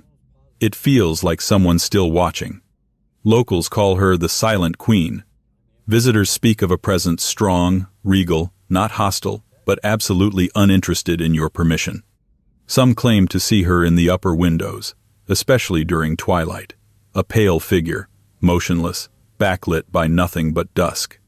Others hear the footsteps, not soft ones, measured ones, pacing, slowly, in a rhythm that implies patience more than purpose. One particularly compelling report came from a historian who spent several nights on the grounds for a research project. He kept waking at the same hour, 3:47 a.m., convinced someone was walking outside his window. Not running, not stumbling, just walking, with deliberate grace. When he finally stayed up to watch, he saw nothing. But he swore the rhythm of those footsteps matched the heartbeat of the castle itself. Castle Rising doesn't have the frantic hauntings of war-torn battlegrounds or the tragedy echoes of star-crossed lovers. Its energy is colder, sharper, almost administrative. Like someone upstairs is reviewing your case file and you don't know which category you fall into yet. Which brings us back to Isabella. Did she die peacefully here? Probably. That's what the records suggest. But records only tell part of the story. The stone tells another. There are no grand tales of screaming specters or overturned furniture. No cursed objects or bleeding walls. Just that presence. That feeling of being measured, assessed, occasionally judged. Visitors have reported sudden changes in temperature, classic ghost story fare, but with a twist, only in certain rooms, and always accompanied by the smell of old wax and faint lavender. One theory? These were the Queen's personal chambers, long since stripped of furniture but still marked by her essence. Not a spirit trapped, but a will that refuses to fade. There's also the matter of the chapel. Castle Rising's chapel is modest now, barely more than a shell, but it was once a place of solemn routine. Several visitors, especially those who walk alone, have claimed to hear humming inside. Not music, not chanting, just the quiet, low drone of a single voice holding a note that never quite ends. A sound that doesn't frighten. It just settles into your bones and reminds you that someone else has already claimed the space. Of course, the official guides make little of these tales. The National Trust emphasizes the historical architecture, the remarkable Norman construction, and the royal connections. They nod politely to the haunting legends, then move on. But the locals don't. They say the Queen walks the corridors in silence. That if you visit in winter, when the tourists are gone and the fog rolls in from the fields, you'll feel it too. A tightening in the chest, a subtle pressure behind the eyes. The sense that you've arrived in the middle of someone else's memory, and they haven't decided yet if you belong there. One caretaker told a journalist, off the record, that she sometimes greets the castle when she unlocks it each morning, not out of superstition, out of respect. It's her house, she said. We're just borrowing it.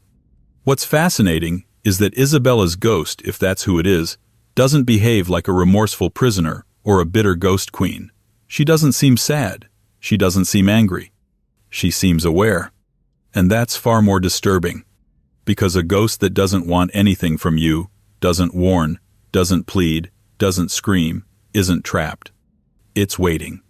Watching. Making sure history doesn't repeat itself too easily. Castle Rising isn't about fear. It's about consequences. It doesn't scream in the night. It whispers over centuries. It tells you that power always comes with a cost, and that silence, true, eternal silence, is the sharpest weapon of all. But if Castle Rising is haunted by the quiet judgment of a queen, then the next castle is haunted by something louder, more personal, more tragic. The kind of ghost that refuses to stay in one place or in one story. Because Anne Boleyn doesn't just haunt one castle. She haunts a whole country. And it begins, perhaps, where her story did. At Hever, 21. Hever Castle. Anne Boleyn was never supposed to be a ghost. She was supposed to be a queen, a mother, a legend, a survivor. Depending on who's telling the story, she was either the sharpest mind to ever charm a crown off a king, or the most convenient scapegoat in Tudor history. Either way, she's never left the stage. Or, apparently, the country. Because in England, Anne Boleyn is more than a figure from the past. She's a haunting. And Hever Castle is where it begins.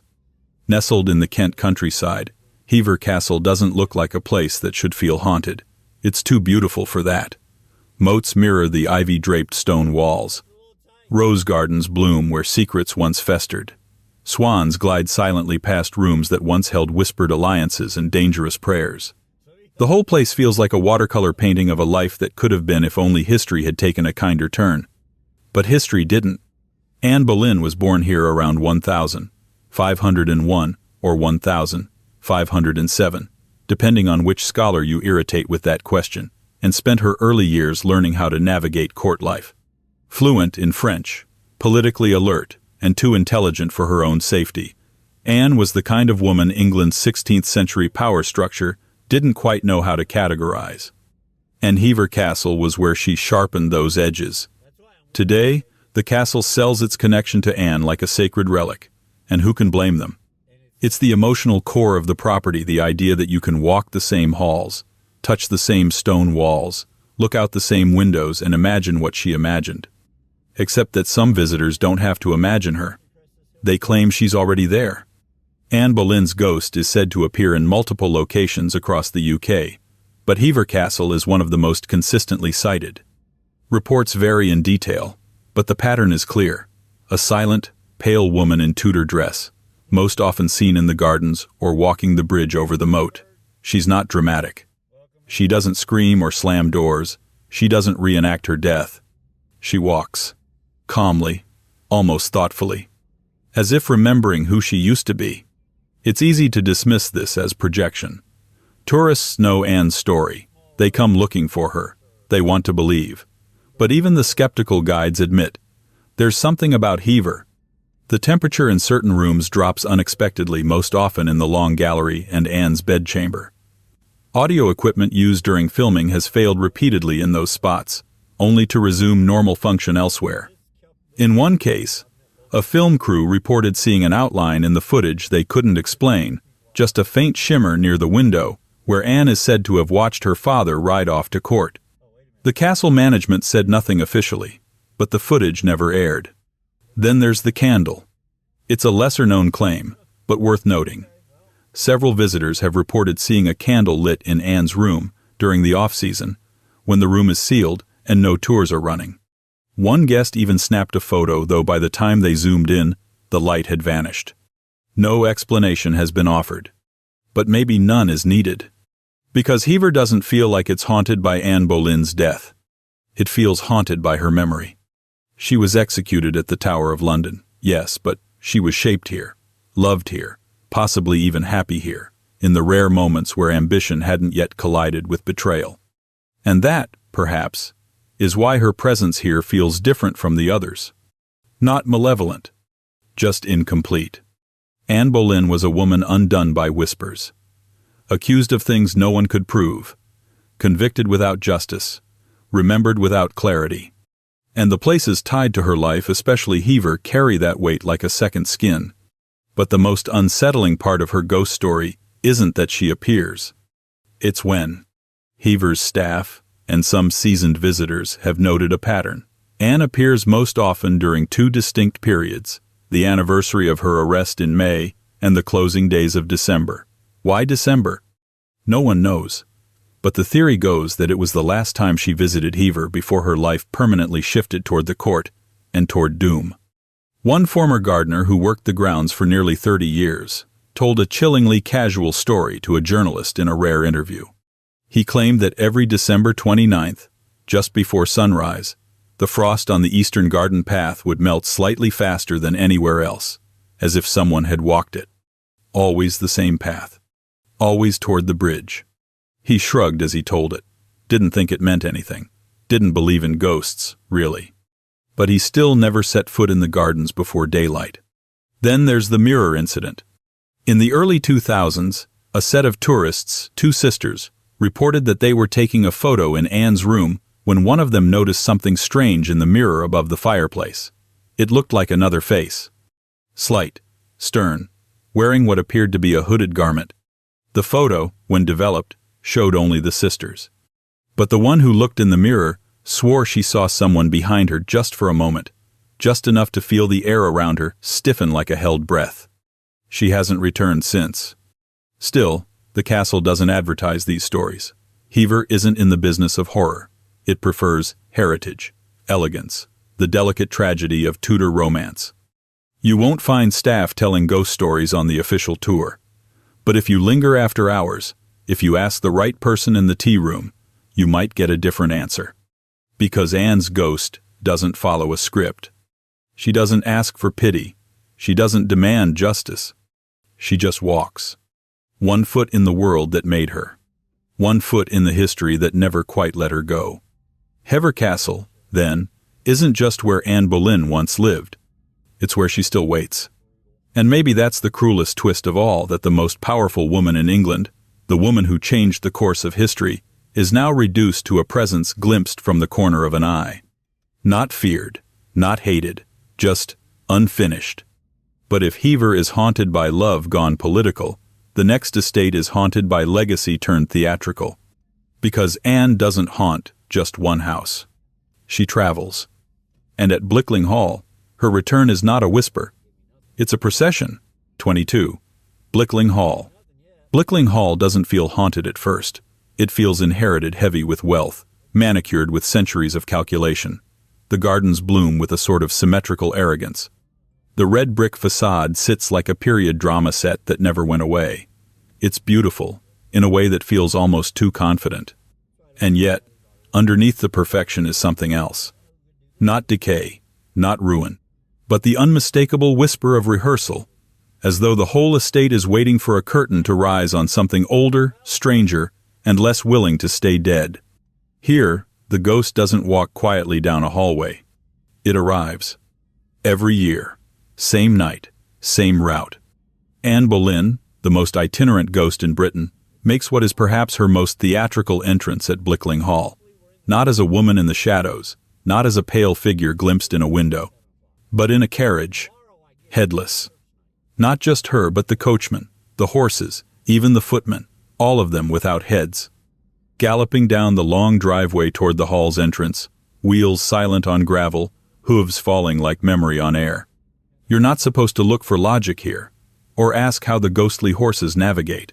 This is folklore at its most stubborn, the kind of story that refuses to fade because it taps into something primal.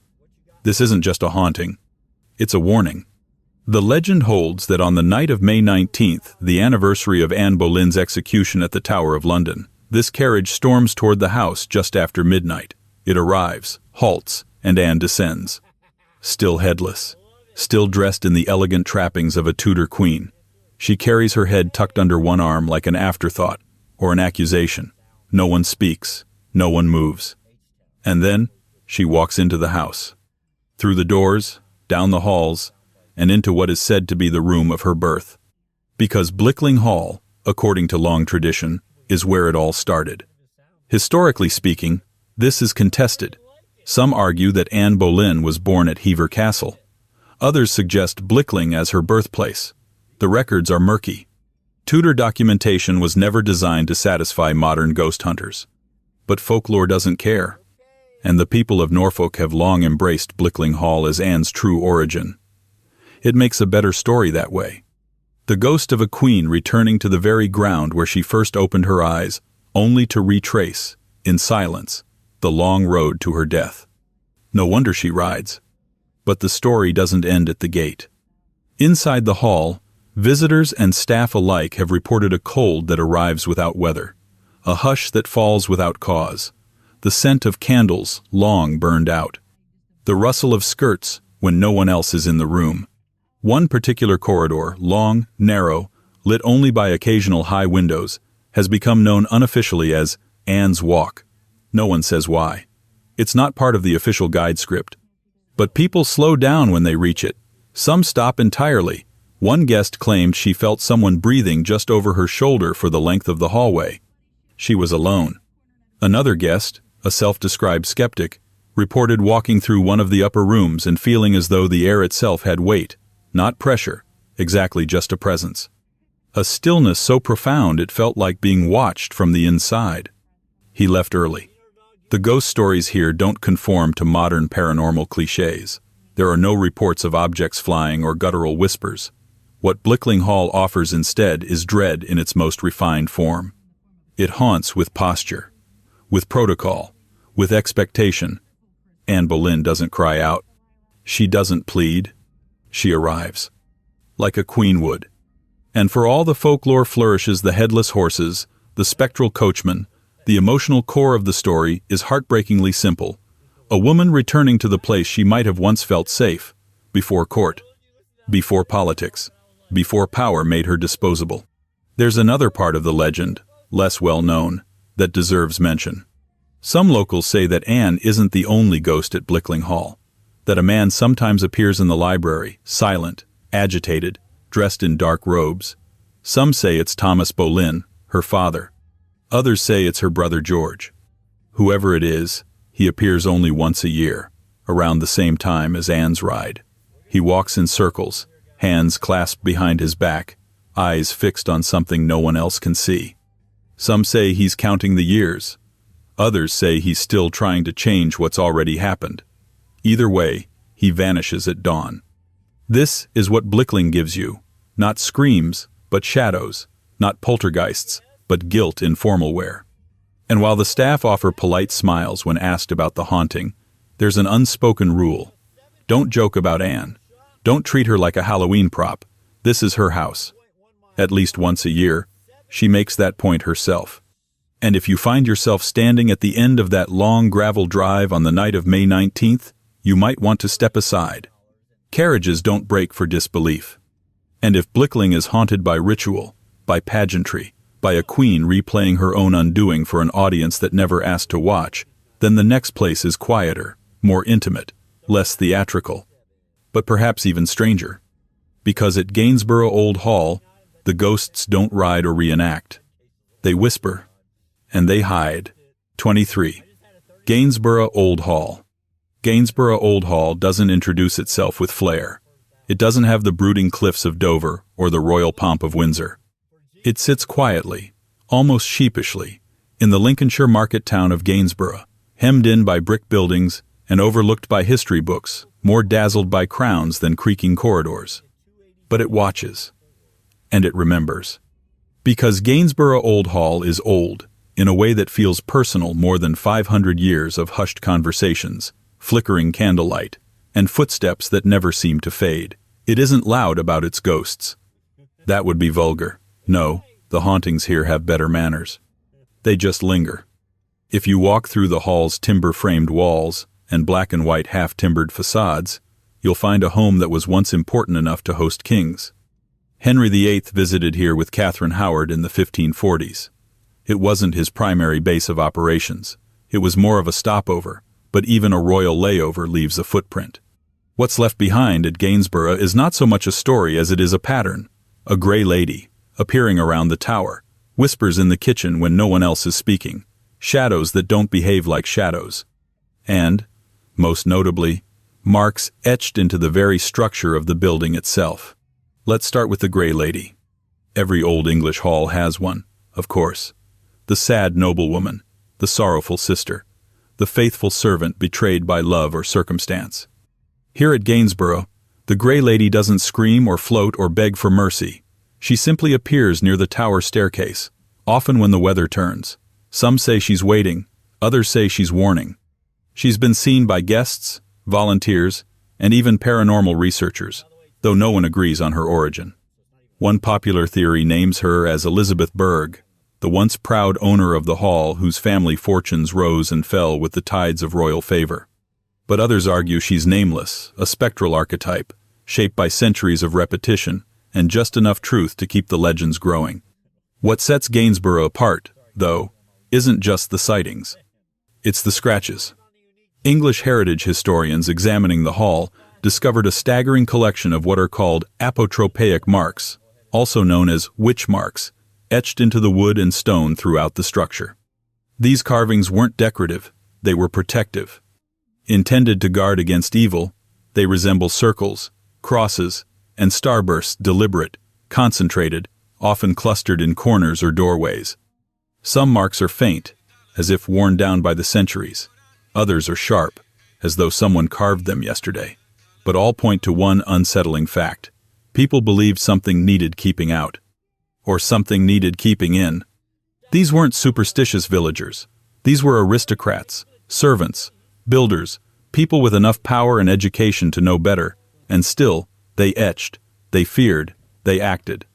One specific mark found near the kitchen hearth, the spiritual heart of any Tudor home, was traced to a design commonly used in households thought to be visited by unclean spirits. Not evil, exactly. Just persistent. The implication? Something at Gainsborough lingered long before the first ghost story was told. One volunteer who'd worked at the hall for years claimed she once saw a handprint appear in dust on the main staircase. Not pressed into it, formed in it, like the dust itself had moved to reveal the shape. She stood and watched it, convinced someone was about to emerge. No one did. She kept the staircase polished more frequently after that. Another account quietly passed between staff but never included in official brochures concerns the tower room. It's sealed most of the time, not for structural reasons, just tradition. A former site manager once tried using it for storage. Nothing stayed dry. Equipment malfunctioned. Boxes shifted. Eventually, he moved everything out and locked the door. He didn't report anything supernatural. He just said, "The room doesn't want company." Even the kitchen, which should feel warm and comforting with its enormous hearth and tiled floors, seems to unsettle people.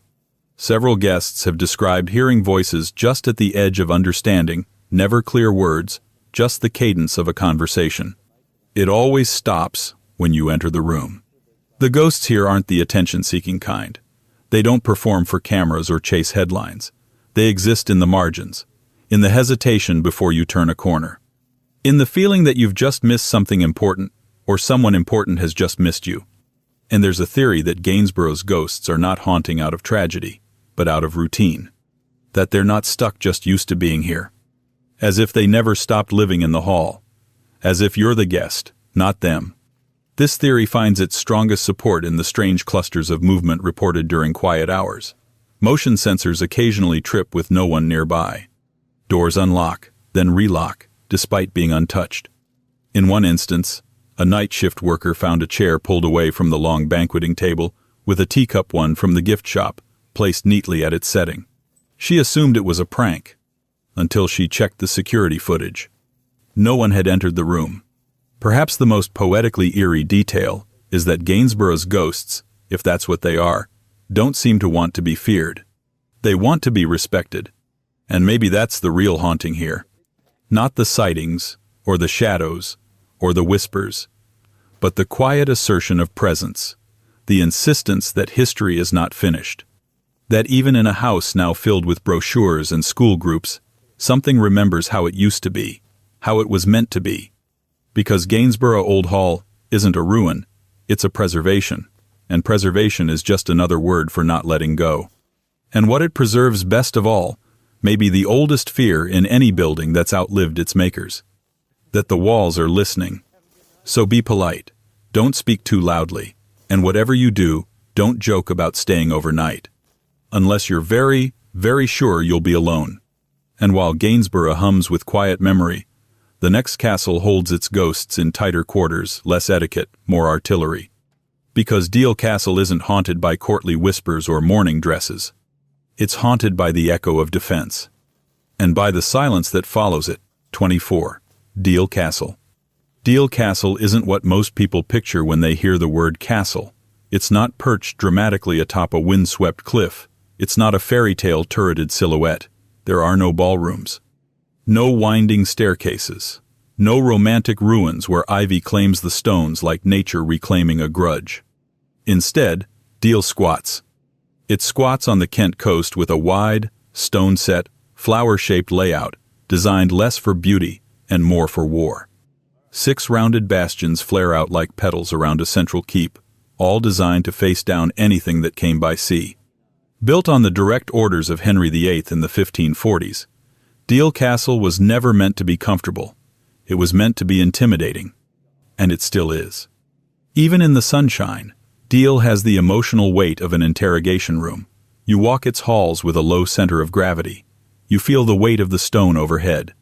It's the kind of place that makes you instinctively lower your voice, not out of reverence, but caution.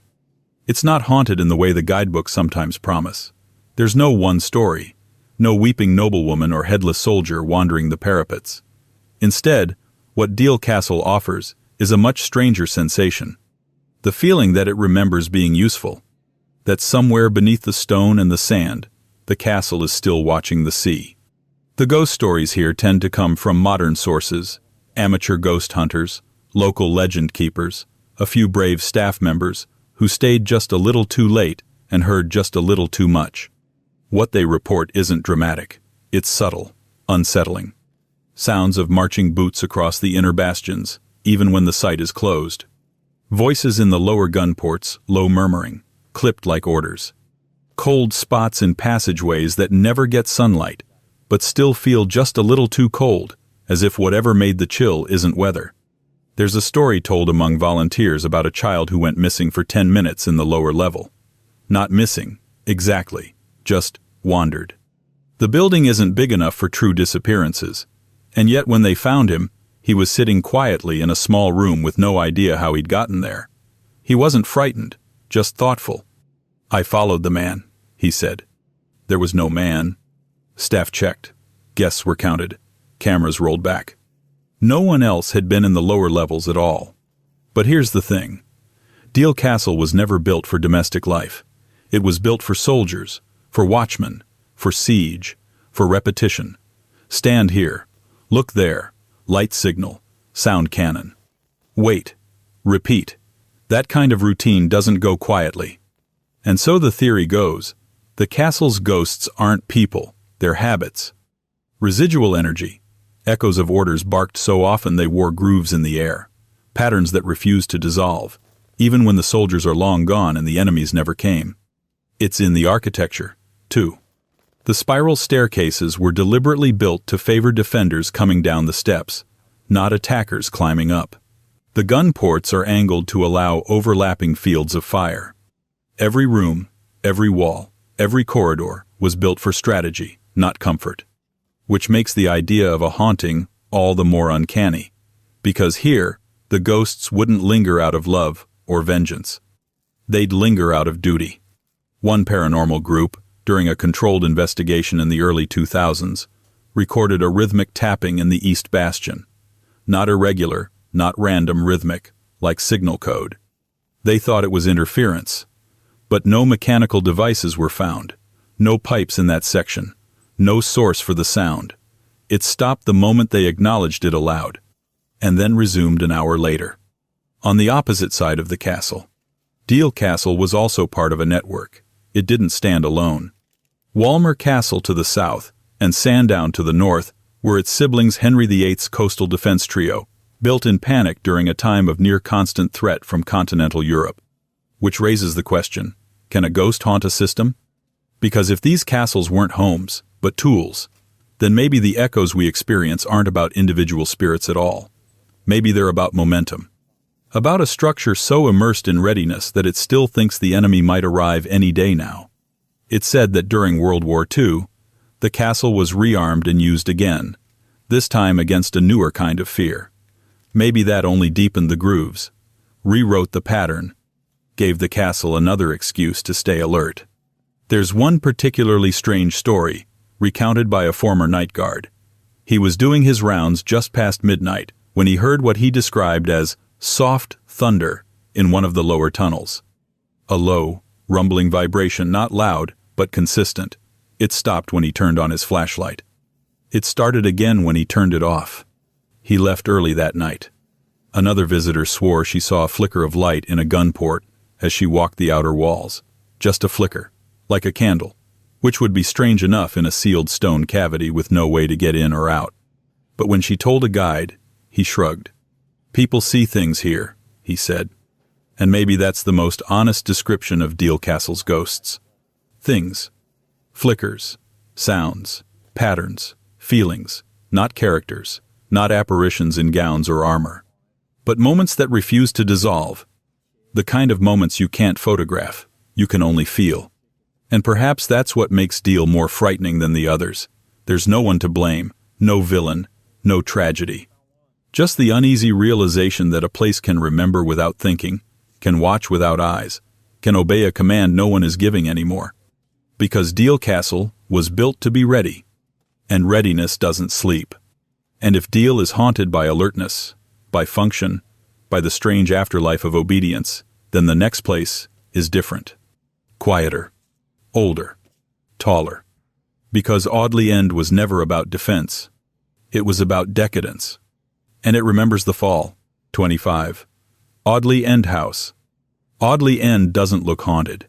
It looks rich. It looks staged. It looks like money got tired of being subtle and decided to build something with 100 rooms just because it could. From the outside, Audley End House is the architectural equivalent of a boast whispered in Latin. Grand, symmetrical, and wide. It sprawls like a man reclining in a chair far too big for him. Jacobean facades, manicured lawns, long, orderly gardens that whisper of centuries of carefully curated power. But inside, that's where things shift. Because Audley End isn't a ruin. It's preserved, maintained, buffed, and polished, and open to the public. And yet, somehow, it still feels unfinished. Not structurally, spiritually. This is a house that knows what it once was, and what it isn't anymore. Built on the bones of a Benedictine monastery, the site was seized during Henry VIII's dissolution of the monasteries, and transformed into a stately home that would go through enough alterations, reductions, and political resets to give even the most ambitious family tree whiplash. It was at one point so grand it was used to host James I himself, and then, in an act of architectural humility rarely seen among English nobility, it was partially demolished to reduce maintenance costs. Some homes age gracefully. Audley End was forcibly downsized. Today, it sits somewhere between palace and memory, and that in-betweenness is exactly what makes it so strange to walk through. Because what you feel in Audley End isn't just nostalgia. It's something closer to residue. The hauntings here, if you ask politely enough around the edges of the English Heritage Volunteer Network, don't present as spectacle. There are no headless riders, no moaning brides. Instead, the stories fall into three categories: corridor cold, door hesitations, and the woman in the nursery. Let's start with the last one. In the nursery wing, a figure has been seen, repeatedly, not by thrill-seeking ghost hunters, but by staff, curators, cleaners.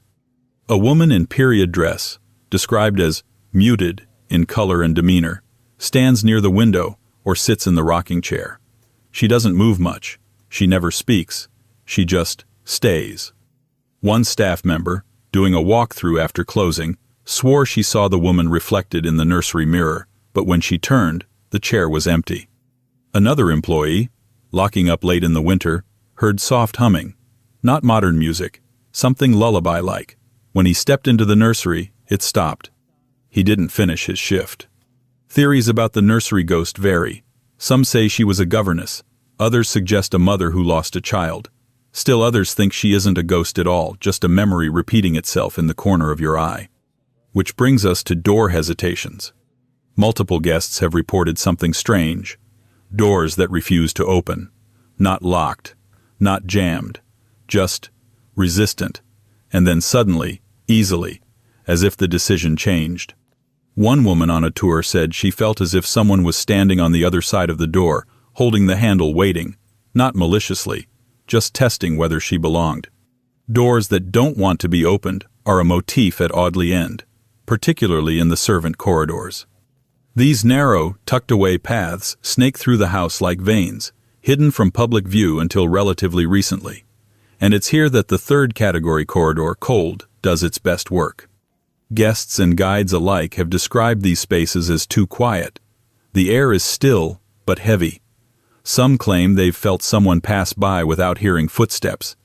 Others report sudden chills at ankle level, then nothing. One volunteer, walking the corridor alone, claimed he felt his hat lift slightly from the back of his head. No breeze, no window, no trick. Just the unmistakable feeling of fingers brushing upward. He doesn't volunteer in that section anymore. Interestingly, many of these reports cluster around rooms that would have been used during Charles II's brief ownership. The king purchased the estate for use as a palace when traveling to Newmarket for horse racing, a sport that lent the house its final touch of regal indulgence before slipping back into noble ownership. There's a theory, quiet, a little speculative, that the hauntings at Audley End aren't about grief or guilt. They're about confusion. This house has been so many things: a monastery, a mansion, a half-palace, a barracks, a hospital, a training center during World War II, a family home again, a public attraction. The building has changed masks so often that it may not know which version of itself it's supposed to be haunting. And that's what makes Audley End different from places like the Tower or Hampton Court. It isn't haunted by its past, it's haunted with it. The layering is too deep to clean. You can wax the floors and repair the tapestries, but you can't unstack 5 centuries of royal visits, whispered scandals, domestic tragedies, and wartime secrets. Which brings us to the soldiers. During World War II, Audley End was used by the Special Operations Executive, the same shadowy group tasked with training agents in sabotage, resistance coordination, and the kind of work that didn't get public medals. For a time, it was known as Station 43. Visitors who know the wartime history have sometimes claimed to hear boots in the halls long after closing. Sharp, military boots. Not shuffling, not period costumes. Boots that move with purpose. Add to that strange equipment failures, radios that hiss when passing certain rooms, and the occasional odd burst of static in audio guides, and a different kind of haunting emerges, less spiritual, more operational, not malevolent, just persistent. Like a place that still thinks it's on assignment. One staff member recounted finding a message scrawled lightly in pencil under a drawer in a desk, "Remember why." They assumed it was part of a past restoration, a leftover note from a museum worker or set dresser, until they couldn't find any record of the desk being moved in decades. Is it a message from a ghost? Probably not.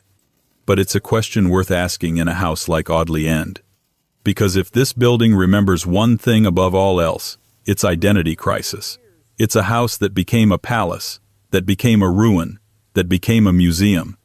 And somewhere in that loop, the people who once called it home or station, or sanctuary, left pieces of themselves behind. The furniture doesn't creak, but the air does. And in the final analysis, maybe that's what haunts us the most about Audley End. Not a single tragic tale, but the accumulated weight of too many stories half told. If you walk the long front lawn at dusk, the house watches you not menacingly, just curiously, as though it's trying to guess which version of itself you're seeing, which version it should be today. Because Audley End was a crown jewel. And then it wasn't. But houses like this don't give up easily. They listen, they adapt. And sometimes, they remember too much. And now, with all 25 castles whispered into place, what lingers isn't just the ghosts. It's the possibility that every royal residence still holds a piece of its monarch's fear, that every stone laid in power becomes, eventually, a monument to what we couldn't protect. Or worse, what we did protect, and lost anyway.